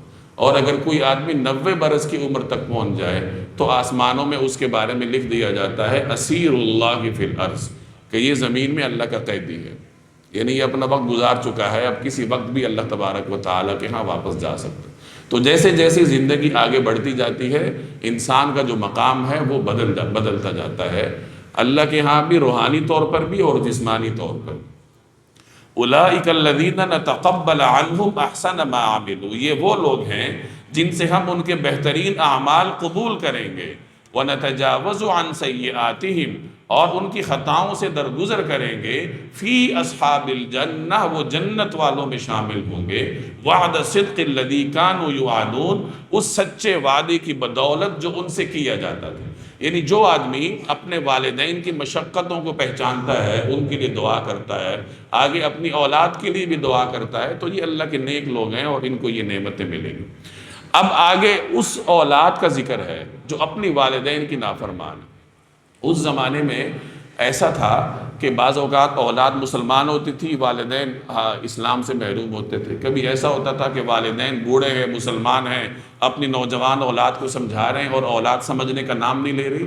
تو ایسی نافرمان اولاد کا آگے ذکر ہے کہ والدین تو سمجھا رہے ہیں کہ ارے بھائی مسلمان ہو جاؤ، اور وہ نوجوان کہہ رہے کہ میں کیوں مسلمان ہو جاؤں، یہ تم کیا باتیں کرتے ہو کہ قیامت ہے، زندہ ہونا ہے، یہ ہونا ہے، وہ فلاں فلاں میرے آباء و اجداد مر گئے، کوئی واپس آئے؟ اگر وہ واپس نہیں آئے تو میں بھی واپس نہیں آؤں گا۔ یعنی اس طریقے سے احمقانہ دلیل کے ساتھ اپنے والدین کی نافرمانی کرتا ہے، تو اس کا ذکر ہے۔ پہلے اطاعت گزار اولاد کا ذکر تھا، اب نافرمان کا ذکر۔ والذی قال لوالدیہ، اور ایک وہ شخص ہے جس نے اپنے والدین سے کہا ہے اف لکما، تف ہے تم پر، اتعداننی، کیا تم مجھ سے یہ وعدہ کرتے ہو، ان اخرجا، کہ مجھے نکالا جائے گا، یعنی مجھے زندہ کر کے قبر سے نکالا جائے گا، وقد خلت القرون من قبلی، حالانکہ مجھ سے پہلے بہت سی نسلیں گزر چکی ہیں۔ یعنی والدین تو اسے سمجھا رہے ہیں، اور یہ نافرمان ہے کہ سمجھنے کا نام نہیں لے رہا، اور اس طرح احمقانہ باتوں کے ذریعے بغاوت کر رہا ہے۔ والدین بیچارے پریشان ہو رہے ہیں، اللہ سے دعائیں کر رہے ہیں وہ، وَهُمَا يَسْتَغِيثَانِ اللَّهِ، اور وہ والدین اللہ سے فریاد کر رہے ہیں، استغاثہ کر رہے ہیں، وَيْلَكَ آمن، اور بیٹے سے کہتے ہیں افسوس ہے تجھ پہ، آمن، ایمان لے آ، مسلمان ہو جا، نیک ہو جا، ان وعد اللہ حق، یقین جان کہ اللہ کا وعدہ سچا ہے، فیقول، تو وہ کہتا ہے، ما هذا الا اساطیر الاولین، ان باتوں کی اس کے سوا کوئی حقیقت نہیں ہے کہ یہ محض افسانے ہیں جو پچھلے لوگوں سے نقل ہوتے چلے آ رہے ہیں۔ یہ نافرمانی کرتا ہے، بغاوت کرتا ہے، راہ راست کی طرف نہیں آتا۔ تو پہلے اطاعت گزار اولاد کا ذکر تھا، آگے ایسے نافرمان بیٹے کا ذکر ہے۔ اولئک الذین حق علیہم القول فی امم قد خلت من قبلہم من الجن والانس، یہ وہ لوگ ہیں جن کے بارے میں جنات اور انسانوں کے ان گروہوں سمیت جو ان سے پہلے گزرے ہیں بات طے ہو چکی ہے۔ یعنی یہ ان ایسے لوگوں کے بارے میں یہ طے ہو چکا ہے، جنات میں بھی انسانوں میں بھی۔ کیا طے ہوا؟ انہم کانوا خاسرین، حقیقت یہ ہے کہ یہ سب بڑا نقصان اٹھانے والے ہیں۔ یعنی یہ جو نافرمان اولاد ہے، جو والدین کی نہیں مانتی، اطاعت کی طرف نہیں آتی، تو یہی لوگ خسارے والے ہیں، نقصان والے ہیں۔ وَلِكُلٍّ دَرَجَاتٌ مِّمَّا عَمِلُوا، اور ہر ایک کے اپنے اعمال کی وجہ سے مختلف درجے ہیں۔ وَلِيُوَفِّيَهُمْ أَعْمَالَهُمْ وَهُمْ لَا يُظْلَمُونَ، اور تاکہ اللہ تعالیٰ ان کے اعمال کا پورا پورا بدلہ ان کو دے اور ان پر کوئی ظلم نہیں ہوگا۔ یعنی جس آدمی نے جو عمل کیے، جس گروہ نے جو عمل کیے، اپنے اعمال کے حساب سے وہ اللہ تبارک و تعالیٰ کے ہاں جزا یا سزا کا سامنا کریں گے۔ وَيَوْمَ يُعْرَضُ الَّذِينَ كَفَرُوا عَلَى النَّارِ، اور اس دن کو یاد رکھو جب ان کافروں کو آگ کے سامنے پیش کیا جائے گا، اور ان سے کہا جائے گا اذهبتم طیباتکم فی حیاتکم الدنیا، کہ تم نے اپنے حصے کی اچھی چیزیں اپنے دنیاوی زندگی میں ختم کر ڈالی، واستمتعتم بها، اور ان سے خوب مزہ لے لیا، فَالْيَوْمَ تُجْزَوْنَ عَذَابَ الْهُونِ، لہٰذا آج تمہیں ذلت کی سزا ملے گی۔ کیوں؟ بِمَا كُنْتُمْ تَسْتَكْبِرُونَ فِي الْأَرْضِ بِغَيْرِ الْحَقِّ، کیونکہ تم زمین میں ناحق تکبر کیا کرتے تھے، وَبِمَا كُنْتُمْ تَفْسُقُونَ، اور کیونکہ تم نافرمانی کے عادی تھے۔ فرمایا کہ کافروں کو اللہ کے ہاں سخت عذاب کا سامنا ہوگا۔ اب ممکن ہے کہ کافروں کے دنیا میں کوئی اچھے کام ہو، یعنی انہوں نے کسی کے ساتھ کوئی تعاون کیا ہے، کوئی خوش اخلاقی کا مظاہرہ کیا ہے، تو اللہ تعالیٰ ان کے ان اچھے کاموں کا جزا، اس اچھے کاموں کا بدلہ انہیں دنیا میں دے دیتا ہے۔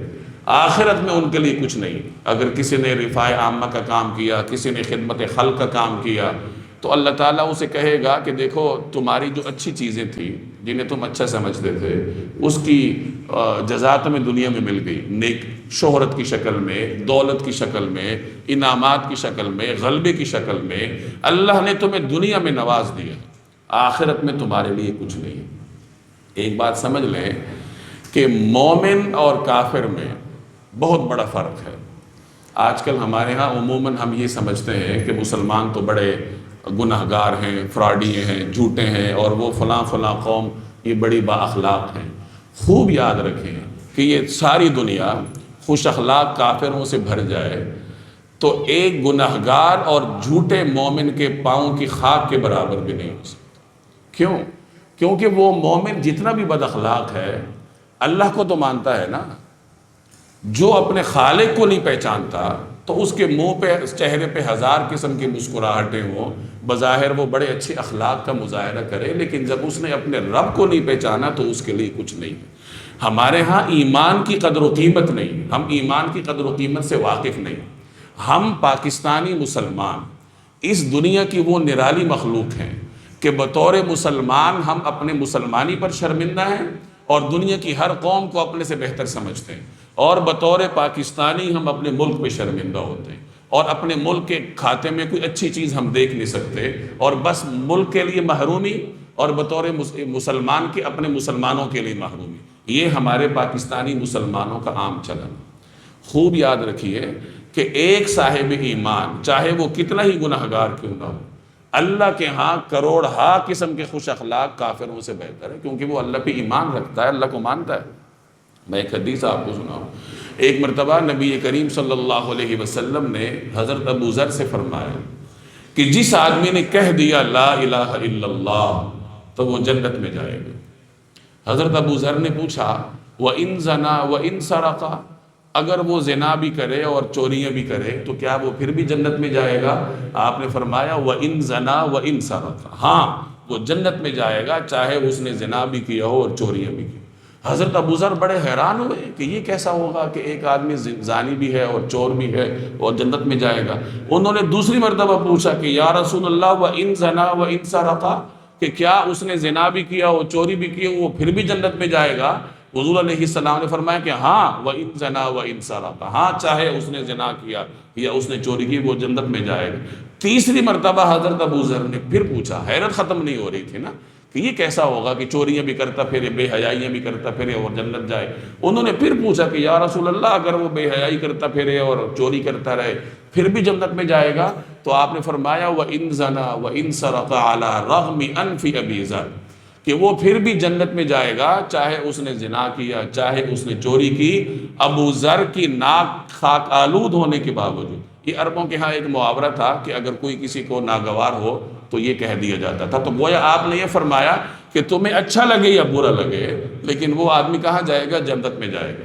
تو حضرت ابو ذر جب یہ بات بیان کرتے تھے تو علی رغم انف ابی ذر بھی بیان کرتے تھے۔ حضور علیہ السلام کی زبان اقدس سے ابو ذر کے لیے ایک بات نکلی تو وہ بیان کرتے تھے۔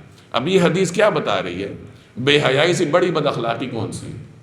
چوری سے بڑی بد اخلاقی کون سی؟ لیکن اگر ایک آدمی کلمہ پڑھ لیتا ہے تو وہ دنیا کے تمام بد اخلاق کفار سے ہزارہا کروڑہا درجے بہتر ہے، کیونکہ اس کے لیے خلود فی النار نہیں۔ اچھا، اس کا مطلب یہ نہیں ہے کہ ہم اس کو اچھا کہہ رہے ہیں یا ہم اس کی حوصلہ افزائی کر رہے ہیں کہ ٹھیک ہے چوریاں کرو جھوٹ بولو۔ یہ میں موازنہ کر رہا ہوں ایک خوش اخلاق کافر اور ایک بد اخلاق مسلمان کے درمیان۔ اگلی پھر بات یہ ہے کہ مسلمان کو بد اخلاق نہیں ہونا چاہیے۔ پیچھے آپ نے پڑھا نا کہ اللہ تعالیٰ اپنے حق کے بعد بندوں کا حق ذکر کرتا ہے اور بندوں کے حق میں پہلے والدین کا ذکر کرتا ہے۔ قرآن کریم تو اس آدمی کا بھی حق بیان کرتا ہے جو تھوڑی دیر آپ کے ساتھ ہے، جیسے یہ آپ آپس میں تھوڑی دیر کے لیے بیٹھے ہیں نا، اس سے صاحب بالجم کہتے ہیں کہ آپ اگر تھوڑی دیر کے لیے بھی کہیں ایک ساتھ ہیں تو ایک دوسرے کا حق ہے آپ کے اوپر، کسی کو اذیت نہیں دینی۔ مسکراہٹ کو اسلام صدقہ کہتا ہے اور ایک مسلمان کے چہرے پر مسکراہٹ لانے کو اسلام عبادت کہتا ہے۔ تو اخلاق سے آپ واقف ہیں۔ میں یہ نہیں کہہ رہا کہ مسلمان کو بد اخلاق ہونا چاہیے، مسلمان بد اخلاق نہیں ہوتا۔ اگر وہ بد اخلاق ہے تو اپنی بد اخلاقی کی سزا پائے گا، چاہے دنیا میں ہو چاہے آخرت میں ہو، جس طرح بھی ہو، لیکن انجام کار کیا ہوگا؟ جنت میں تو چلا جائے گا نا۔ اور ایک کافر وہ جتنا بھی خوش اخلاق ہے لیکن وہ کہاں جائے گا؟ اس کے لیے تو خلود فی النار ہے نا، اگر وہ حالت کفر میں دنیا سے گیا۔ انجام کا پتہ کسی کو نہیں ہوتا کہ دنیا میں کون کیسے جائے، دنیا سے کون کس طرح جائے گا۔ تو ہم تو یہ مفروضہ یہ فرض کر رہے ہیں کہ ایک آدمی خوش اخلاق تھا اور حالت کفر میں دنیا سے گیا، اور ایک آدمی بد اخلاق ہے لیکن حالت ایمان میں دنیا سے گیا۔ تو ان دونوں میں حالت ایمان میں دنیا سے جانے والا اللہ کے ہاں بہتر اس لیے کہ وہ آخر کار گناہوں کی سزا بھگت کے کہاں چلا جائے گا؟ جنت چلا جائے گا۔ تو میرے بھائی ایمان کی قدر پہچانیں کہ ایمان کیا چیز ہے، اور ایک بد اخلاق مومن پر اگر آپ ایک خوش اخلاق کافر کو ترجیح دے رہے ہیں تو اس کا مطلب یہ ہے کہ آپ ایمان کی قدر و قیمت سے واقف ہی نہیں۔ آپ اس کو یوں سمجھ لیں کہ ایک ادارے میں کچھ لوگوں نے داخلہ لیا ہوا ہے اور اچانک ایک باہر سے ٹپک پڑا ہے۔ اب ادارے والے اپنے نالائق سے نالائق طالب علم کو ترجیح دیں گے یا باہر سے آنے والے لائق کو ترجیح دیں گے؟ تو اللہ کی اصل مخلوق وہ ہے جو اللہ پہ ایمان رکھتی ہے۔ تو ایک مومن چاہے وہ کتنا ہی گناہگار کیوں نہ ہو، وہ اللہ کا بندہ ہے، کیونکہ وہ بندگی کا توق اپنے گلے میں لادے ہوئے کہ میں اللہ کا بندہ۔ اور ایک غیر مسلم کافر جتنا بھی خوش اخلاق ہے، لیکن وہ کیا ہے؟ اللہ کا نافرمان ہے، اللہ کا باغی ہے، قیامت کے دن اسے کفار میں کھڑا کیا جائے گا۔ تو اس چیز کو سمجھ لیں، اور یہی بات یہاں بیان کی جا رہی کہ کافروں سے کہا جائے گا اذھبتم طیباتکم فی حیاتکم الدنیا، اگر تمہارے کچھ طیبات تھے، یہی طیبات نہ کہ کوئی رفاع عامہ کے کام کیے، کسی سے مسکرا کے ملے ہو، کسی کے لیے خوشی کا سبب بنے ہو، تو یہ طیبات تھے، تو وہ تمہیں دنیا میں مل گئے۔ واستمتعتم بہا، تم نے اس سے فائدہ اٹھا لی۔ کس طرح؟ اللہ انہیں نیک نامی دے دیتا ہے، شہرت دے دیتا ہے، مختلف طریقوں سے دنیا میں انہیں نواز دیتا ہے تاکہ ان کے ان اچھائیوں کا بدلہ انہیں دنیا میں مل جائے۔ اور مومن کو اللہ تعالیٰ مختلف طریقوں سے آزمائشوں سے گزارتا ہے تاکہ وہ دنیا سے پاک صاف ہو کے نکلے۔ تو یہ مومن کے ساتھ اللہ کا معاملہ ہوتا ہے۔ تو مہربانی کریں اور ذرا ایمان کی قدر و قیمت کو پہچانیں، اور کسی کی جھوٹی اور مصنوعی مسکراہٹوں کے پیچھے مت جائیں۔ ایک غیر مسلم جب رب کو نہیں مانتا تو اسے اخلاق پر مجبور کرنے والی چیز کیا ہوگی؟ مسلمان تو آخرت کو مانتا ہے نا، تو اگر وہ سچ بولے گا تو سچ پہ برقرار رہے گا اللہ کے خوف کی وجہ سے۔ جو سرے سے رب کو نہیں مانتا، جس کے سامنے آخرت نہیں ہے، اسے کون سی چیز سچائی پر برقرار رکھے؟ ان کی ہر چیز ریلیٹیو ہوتی ہے، نسبتاً ہوتی ہے، ہر جگہ نسبت آتی ہے کہ کہیں ان کی نسبت میں وہ آ گئی، سچائی آ گئی تو سچ بولیں گے، کہیں وہ اتفاق کر گئے کہ جی فلاں قوم کے ساتھ سچ نہیں تو وہ جھوٹ بولیں گے۔ دنیا میں ایسے بھی علاقے ہیں جہاں کے لوگوں نے طے کر رکھا ہے کہ یہاں کوئی لباس والا نہیں آئے گا، تو وہاں سب بے لباس رہتے ہیں۔ اب وہ بے لباسی ان کے ہاں خوش اخلاقی ہے، چونکہ ان کے ہاں اخلاق آبجیکٹیو نہیں ہے نا، ابدی نہیں ہے، تبدیل ہونے والے ہیں۔ جس چیز پہ وہ متفق ہوگے بس وہ اخلاق کی تعریف کیا ہے، اچھا کیا ہے، برا کیا ہے۔ تو ہم تو یہ کہتے ہیں نا کہ اچھا وہ ہے جسے اللہ نے اچھا کہا، برا وہ ہے جسے اللہ نے برا کہا۔ اچھا وہ ہے جس پہ آخرت میں ہمیں اجر ملے گا، برا وہ ہے جس پہ آخرت میں ہمیں سزا ملے گی۔ جھوٹ اچھا ہے، سچ اچھا ہے کیونکہ اللہ نے اس کا حکم دیا، جھوٹ برا ہے اللہ نے منع کیا۔ جو اللہ کو نہیں مانتا اس کے پاس اچھائی اور برائی کا کیا معیار ہے؟ انسانوں کا اتفاق تو بدل جائے گا۔ آج اگر یہ دنیا کی ساری پارلیمنٹوں نے انہوں نے اتحاد کر لیا کہ مسلمانوں پہ ایٹم بم مارنا جائز ہے تو وہ جائز ہو جائے گا، وہ خوش اخلاقی ہے ان کے ہاں۔ مسلمان کے ہاں اخلاق کی تعریف اٹل ہے، وہ تبدیل نہیں ہوتی، اللہ کی طرف سے ہے۔ اور مسلمان احتساب کے لیے کہ خوف سے وہ سارے کام کرتا ہے، اسے یعنی اگر اس کی فطرت میں اچھائی نہیں بھی ہے تو آخرت کا احتساب کا خوف اسے نیک راستے پہ رکھتا ہے۔ جس کا اللہ پہ ایمان نہیں تو وہ کیا کرے؟ تو بات پھر میں وہی عرض کروں کہ تھوڑی سی مہربانی کریں اور ایمان کی قدر و قیمت اپنے ذہن میں بٹھائیں، اسی طرح اپنے ملک کی قدر و قیمت بھی اپنے ذہن میں بٹھائیں۔ تو یہی بات یہاں فرمائی کہ اذھبتم طیباتکم فی حیاتکم الدنیا واستمتعتم بہا، تم نے اپنے حصے کی اچھی چیزیں دنیاوی زندگی میں ختم کر ڈالا۔ فالیوم تجزون عذاب الہون، اب آج اللہ کے ہاں تمہارے لیے کچھ نہیں ہے صرف سزا۔ آگے قوم عاد کا ذکر ہو رہا ہے۔ اس قوم کا واقعہ پہلے بھی بارہا آپ پڑھتے جائیں گے۔ یہ قوم عرب کے جنوبی حصے میں رہتی تھی، اور جہاں یہ قوم آباد تھی وہاں آج ایک بڑا صحرا ہے، الربع الخالی اسے کہتے ہیں، عمان سے لے کے یمن تک طویل پھیلا ہوا ہے ریت کا ایک صحرا۔ چونکہ جگہ جگہ ٹیلے ہیں اس لیے اس جگہ کو احقاف کہا جاتا ہے۔ ممکن ہے کہ جس زمانے میں قوم عاد رہتی تھی اس وقت یہ علاقہ سرسبز ہو، شاداب ہو، کیونکہ بعض تاریخی روایات میں آتا ہے کہ عرب کا خطہ کسی زمانے میں نہروں اور سبزے کا خطہ تھا، اور قیامت سے پہلے دوبارہ وہاں نہریں بھی آئیں گی اور سبزہ بھی آئے گی، تو حالات بدلنے سے وہ صحرا کا بن گیا۔ تو اس خطے میں یعنی یمن سے لے کے عمان تک جو پورا صحرا ہے احقاف کہلاتا ہے، یہاں قوم عاد کے لوگ آباد تھے۔ ہود علیہ السلام انہیں سمجھاتے رہے یہ باز نہ آئے، اور ہود علیہ السلام نے پھر جب ان کو سمجھا دیا اور ان پہ اتمام حجت ہوگی، جب یہ باز نہ آئے تو اللہ کی طرف سے ان پہ عذاب آئے۔ ہوا یہ کہ انہیں بادل نظر آئے، پہلے ان کے اوپر بڑا خوفناک قحط مسلط، طویل زمانے پر محیط قحط، نہ ان کو پانی کی بوند ملتی تھی نہ کھانے کے لیے کوئی ذرہ ملتا تھا۔ یہ بڑے پریشان ہوئے اور انہوں نے اپنا ایک نمائندہ وفد بنایا، وفد کو مکہ بھیجا۔ اس وقت بیت اللہ کی زمین اور بیت اللہ کی عمارت جو تھی وہ سیلاب کی وجہ سے گر چکی تھی، لیکن بہرحال یہ بیت اللہ کا جو مقدس سرزمین تھی یہ مقدس سمجھی جاتی تھی اور لوگ وہاں آ کے دعا کرتے تھے۔ انہوں نے ایک نمائندہ وفد بھیجا کہ جاؤ اور وہاں دعا کر کے آؤ کہ یہ قحط ختم ہو جائے، تو وہ گئے، دعا کی۔ اب اس کے بعد انہیں اوپر بادل نظر آئی، یہ خوش ہو گئے کہ یہ تو بادل آ گئے، ہمارے اوپر برسیں گے، بارش ہوگی، پانی آئے گا اور قحط ختم ہو جائے گا۔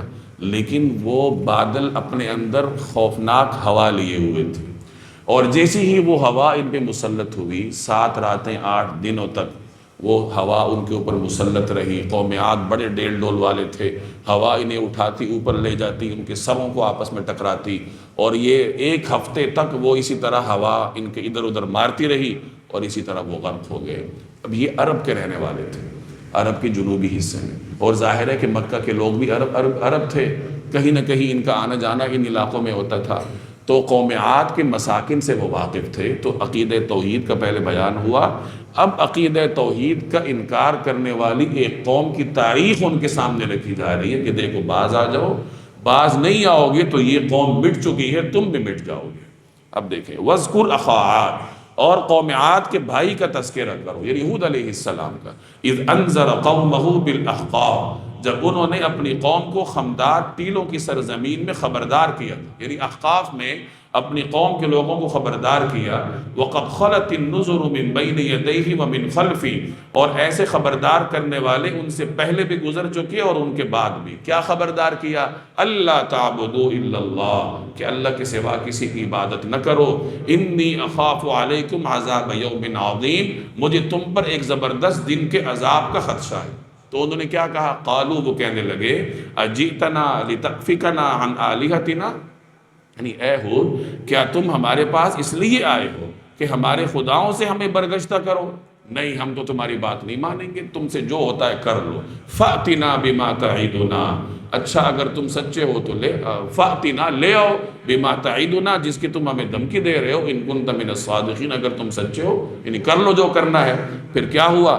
قال ہود علیہ السلام نے فرمایا، انما العلم عند اللہ، ٹھیک علم تو اللہ کے پاس ہے، عذاب آئے گا، کب آئے گا اللہ جانتا ہے، میرا کام کیا تھا؟ وَأُبَلِّغُكُمْ مَا أُرْسِلْتُ بِهِ، مجھے جو پیغام دے کر بھیجا گیا ہے میں تو تمہیں وہی پیغام پہنچا رہا ہوں۔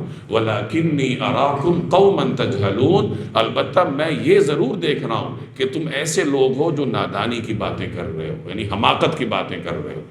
اب کیا ہوا؟ فَلَمَّا رَأَوْهُ عَارِضًا مُسْتَقْبِلَ أَوْدِيَتِهِمْ، پھر ہوا یہ کہ جب انہوں نے اس کو ایک بادل کی شکل میں آتا دیکھا، یعنی عذاب کو ایک بادل کی شکل میں آتا دیکھا، بادل آ رہا تھا، وہ خوش ہو گئے، کہنے لگے ھذا عارض ممطرنا، اور وہ کہنے لگے کہ یہ بادل ہے جو ہم پر بارش برسائے گا۔ یعنی جب انہوں نے عذاب کو ایک بادل کی شکل میں دیکھا، مستقبل اودیتہم، جو ان کی وادیوں کی طرف آ رہا تھا، تو وہ خوش ہو گئے کہ بادل آ رہا ہے اور یہ ہم پہ برسے گا۔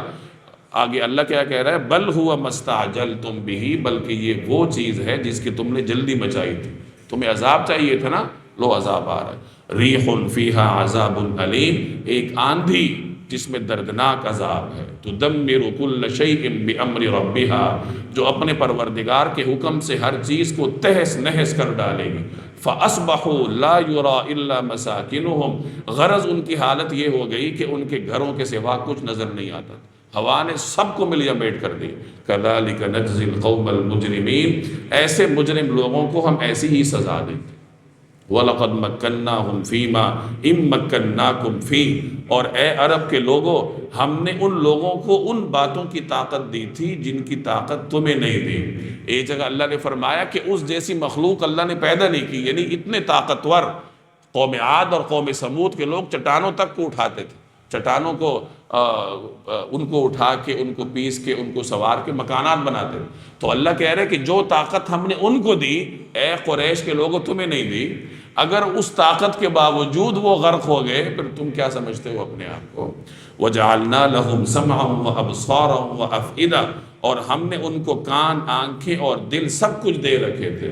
فَمَا أَغْنَى عَنْهُمْ سَمْعُهُمْ وَلَا أَبْصَارُهُمْ وَلَا أَفْئِدَتُهُمْ مِنْ شَيْءٍ، لیکن نہ ان کے کان اور ان کی آنکھیں کچھ کام آئی اور نہ ان کے دل کیوں؟ اذ کانوا یجحدون بآیات اللہ، کیونکہ وہ اللہ کی آیات کا انکار کرتے تھے، وحاق بہم ما کانوا بہ یستہزئون، اور ان کو اسی چیز نے آ گھیرا جس کا وہ کیا کرتے تھے، مذاق اڑایا کرتے تھے، یعنی اس کا عذاب کا مذاق اڑاتے تھے کہ جی عذاب کیا کر لے گا، تو اللہ فرما رہا ہے کہ اسی عذاب نے انہیں تباہ کر دیا۔ وَلَقَدْ أَهْلَكْنَا مَا حَوْلَكُمْ مِنَ الْقُرَىٰ، اور ہم نے ان بستیوں کو بھی ہلاک کیا ہے جو تمہارے ارد گرد واقع تھی۔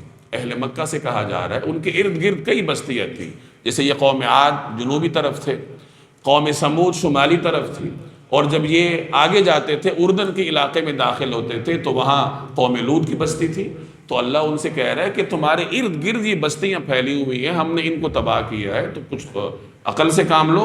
وَصَرَّفْنَا الْآيَاتِ لَعَلَّهُمْ يَرْجِعُونَ، اور ہم نے طرح طرح کی نشانیاں ان کے سامنے ہم لا چکے تھے، کیوں؟ لَعَلَّهُمْ يَرْجِعُونَ، تاکہ وہ باز آ جائیں، یعنی یہ بستیاں ان کے گرد پھیلی ہیں، ہر قسم کی نشانیاں ان کے سامنے آئی ہیں، اور قرآن کریم مختلف اسالیب کے ساتھ ان کو سمجھا رہا ہے، مقصد کیا ہے؟ تاکہ یہ باز آ جائیں۔ فَلَوْلَا نَصَرَهُمُ الَّذِينَ اتَّخَذُوا مِن دُونِ اللَّهِ قُرْبَانًا آلِهَةً، پھر انہوں نے اللہ کا تقرب حاصل کرنے کے لیے جن چیزوں کو اللہ کے سوا معبود بنا رکھا تھا، انہوں نے ان کی مدد کیوں نہیں کی؟ انہوں نے حبل کو، لات کو، ان سب چیزوں کو معبود بنایا تھا، تو جب ان کے اوپر عذاب آیا مختلف طریقوں سے، قوم مکہ والوں پہ قحط بھی آیا تھا، مختلف طریقوں سے انہیں آزمایا جاتا تھا، تو کیوں نہیں بچایا؟ اور گزشتہ اقوام کی بات بھی کہ جب وہ اپنی بتوں کو پوجتے تھے، جب اللہ کی طرف سے عذاب آیا تو بتوں نے کیوں نہیں بچایا؟ یعنی سوچو تو صحیح، بل ضلوا عنہ، بلکہ وہ سب ان کے لیے بے نشان ہو گئے، وہ سب غائب ہو گئے۔ وذالک افکہم وما کانوا یفترون، یہ تو ان کا سراسر جھوٹ اور بہتان تھا جو انہوں نے تراش رکھا تھا۔ اب آگے جنات کی بات شروع ہو رہی ہے۔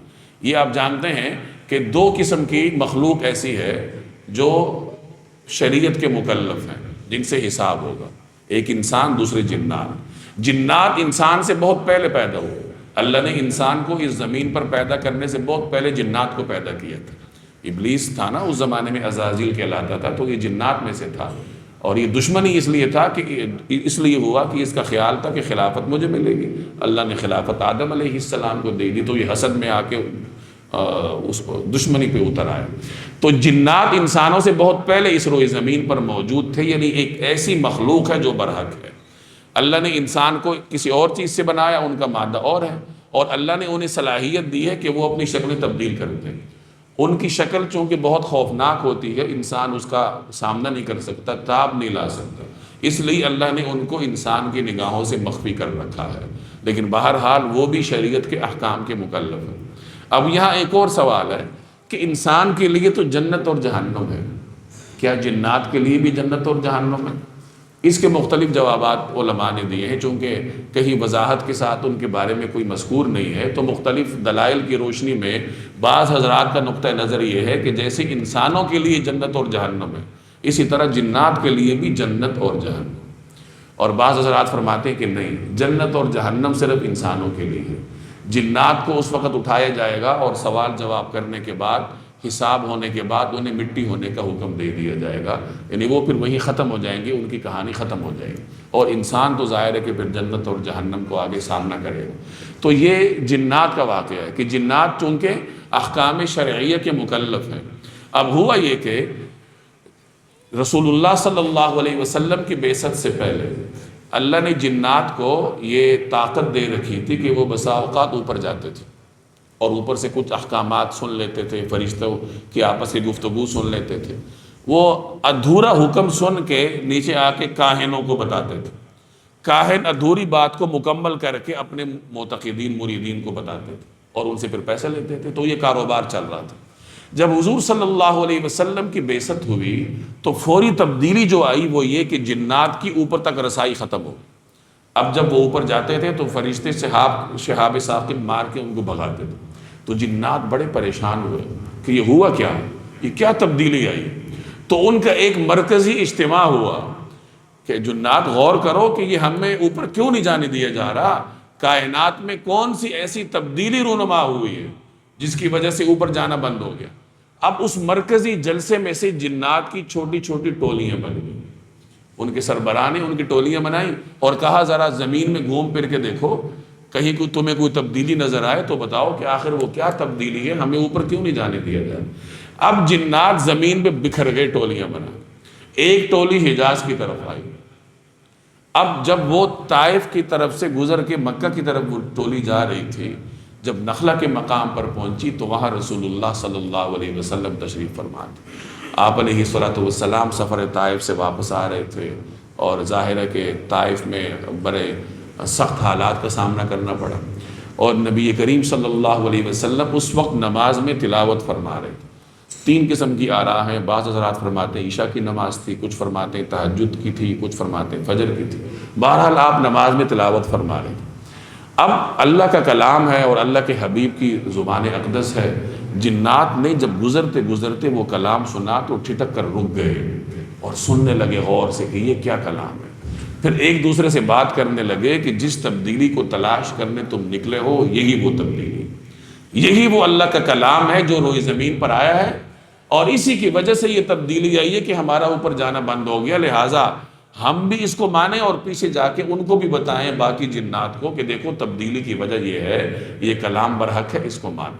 تو اس واقعے کا ذکر اللہ نے یہاں کیا۔ انسانوں سے یہ کہا جا رہا ہے کہ تمہارا کہ حضور علیہ السلام 10 سال تک تمہیں مکہ میں قرآن سناتے رہے، تمہارے دل نہ پگھلے، تم ویسے ہی سخت کے سخت رہے۔ جنات نے ایک دفعہ سنا تو وہ ان کے دل پگھل گئے، وہ سمجھ گئے کہ یہ کلام اللہ کی طرف سے ہے۔ حضور علیہ السلام کو جنات کے آنے کی خبر نہ ہوئی، اللہ نے آپ کو وحی کے ذریعے بتایا۔ مکہ مکرمہ میں قیام کے دوران کوئی 6 ایسے واقعات ہیں جن میں آپ علیہ السلام نے جنات کو تبلیغ فرمائی۔ ایک تو یہ نخلہ کے مقام پر طائف سے واپسی، ایک مرتبہ آپ طائف کی طرف جا رہے تھے، ایک میلہ لگتا تھا عکاظ کا، اور آج بھی وہ لگتا ہے، یہ عربوں کا بڑا تاریخی ثقافتی میلہ ہے، اس میں پورے عرب سے لوگ آتے تھے۔ تو حضور علیہ السلام اپنے کچھ صحابہ کو لے کے عکاظ تشریف لے جا رہے تھے تاکہ وہاں میلے میں جا کے لوگوں کو دین کی دعوت دی جائے۔ تو وہاں راستے میں کہیں نماز کا وقت ہوا، عشاء کا یا فجر کا، تو آپ نے صحابہ کو نماز پڑھائی اور پھر کچھ جنات کا وہاں سے گزر ہوا اور انہوں نے قرآن کریم سنا۔ اسی طرح ایک مرتبہ آپ صلی اللہ علیہ وسلم نے مکہ مکرمہ میں جنات کے ایک بڑے اجتماع سے خطاب فرمایا اور ان کے کسی مقدمے کا فیصلہ بھی کیا، اور یہی وہ جگہ ہے جہاں آج مسجد جن بنی ہے مکہ مکرمہ میں۔ ادھر رسول اللہ صلی اللہ علیہ وسلم نے جنات کے اجتماع کو خطاب فرمایا۔ ایک مرتبہ آپ نے رات کو فرمایا کہ کون ہے جو میرے ساتھ جائے، میں نے جنات کی طرف جانا ہے۔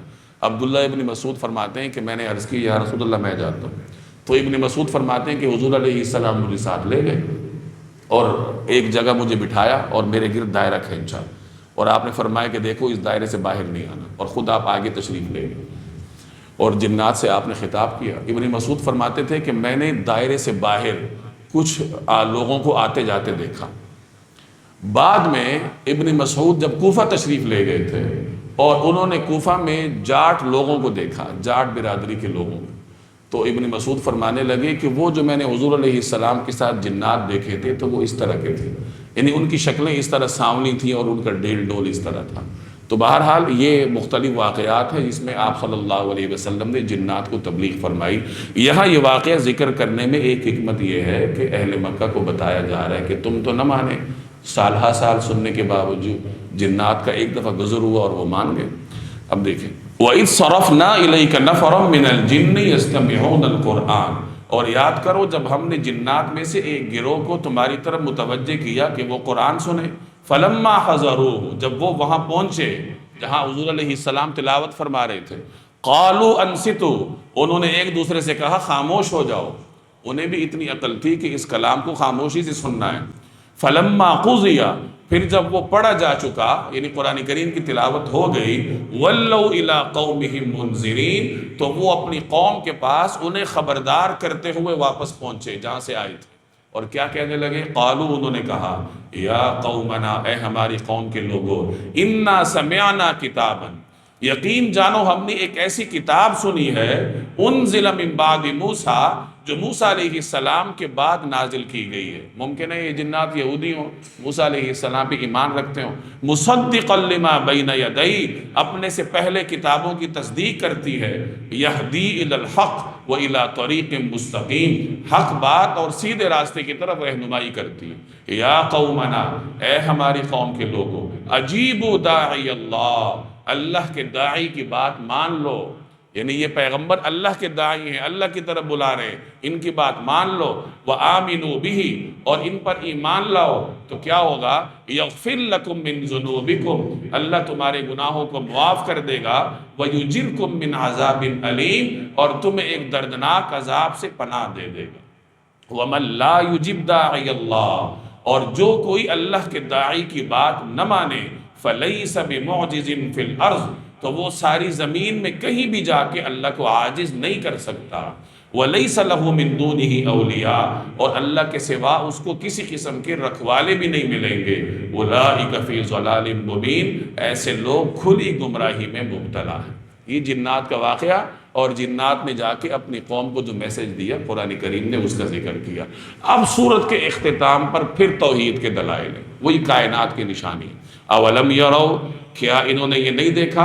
ان اللہ الذی خلق السماوات والارض، کہ وہ اللہ جس نے سارے آسمانوں اور زمین کو پیدا کیا، ولم یعی بخلقہن، اور ان کو پیدا کرنے سے اس کو ذرا بھی تھکن نہیں ہوئی، جس نے سب نظام کو پیدا کیا، بقادر، وہ یقیناً اس بات پر پوری طرح قادر ہے، علی ان یحیی الموتى، کہ مردوں کو زندہ کرے، بلا انہ علی کل شیء قدیر، بے شک وہ ہر چیز کی پوری قدرت رکھنے والا ہے۔ بنی اسرائیل کا یہ نظریہ ہے کہ اللہ نے ایک ہفتے میں اس کائنات کو پیدا کیا اور اس کے بعد اگلے دن تھک گیا تو آرام کیا، اس لیے ان کے ہاں ہفتے کے آخر میں چھٹی کا تصور ہے۔ تو مسلمانوں کا یہ تصور ہے کہ اللہ جل جلالہ تھکا نہیں ہے، اللہ تعالیٰ تھکاوٹ سے، ان تمام چیزوں سے پاک ہے، اس لیے فرمایا کہ اللہ جل جلالہ کائنات کو پیدا کرنے میں تھکا نہیں۔ وَيَوْمَ يُعْرَضُ الَّذِينَ كَفَرُوا عَلَى النَّارِ، اور جس دن کافروں کو آگ کے سامنے پیش کیا جائے گا، أَلَيْسَ هَذَا بِالْحَقِّ، ان سے پوچھا جائے گا کہ کیا یہ دوزخ سچ نہیں ہے؟ تم دنیا میں مذاق اڑاتے تھے نا، اب دیکھ لو۔ قالوا، وہ کہیں گے، بلا وربنا، ہمارے رب کی قسم یہ واقعی سچ ہے۔ قال، اللہ فرمائے گا، فذوقوا العذاب، پھر چکھو عذاب کا مزہ، بما کنتم تکفرون، اس کفر کے بدلے میں جو تم نے اختیار کر رکھا تھا۔ فاصبر، اے پیغمبر صبر کیجئے، کما صبر اولو العزم من الرسل، جس طرح آپ سے پہلے اولو العزم پیغمبروں نے صبر کیا۔ ولا تستعجل لهم، اور ان کے معاملے میں جلدی نہ فرمائیے۔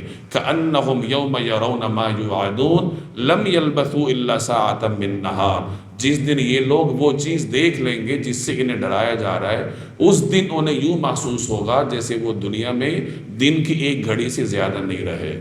جب عذاب دیکھیں گے تو انہیں لگے گا کہ دنیا میں تو ایک ہی گھڑی رہے ہیں۔ آپ ابھی اس وقت پیچھے کی طرف نظر دوڑائیں، اپنی جوانی پر، اپنے بچپن پر، تو آپ کو ایسا لگے گا جیسے بس ایک لمحے کی بات تھی۔ جب کوئی آدمی دنیا سے جاتا ہے تو اس کے نگاہوں کے سامنے لمحے میں پوری زندگی کی فلم چلتی، اور اسے ایسا ہی لگتا ہے جیسے میں تو بس چند لمحات کی دنیا میں رہا ہوں۔ تو انسانی نفسیات یہ ہے کہ وہ گزشتہ وقت کو چند لمحات ہی سمجھتا ہے، تو قیامت کے دن بھی یا آخرت میں بھی وہ یہی سمجھیں گے کہ ہم تو بس چند لمحات دنیا میں رہے۔ بلاغ، یہ ہے وہ پیغام جو پہنچا دیا گیا۔ فَهَلْ يُهْلَكُ إِلَّا الْقَوْمُ الْفَاسِقُونَ، اب برباد تو وہی لوگ ہوں گے جو نافرمان ہیں۔ آخر میں اس صورت میں ہمیں یہ بتا دیا گیا کہ دیکھو زندگی بہت عارضی ہے اور یہ لمحات میں گزرنے والی ہے، تو اس زندگی کے اوپر تکیہ نہ کرو، بلکہ یہ چند لمحوں میں گزر جائے گی، اور تم جتنے بھی نافرمان ہو لیکن بعد میں تمہیں ایسا لگے گا جیسے دنیا میں تو کچھ تھا ہی۔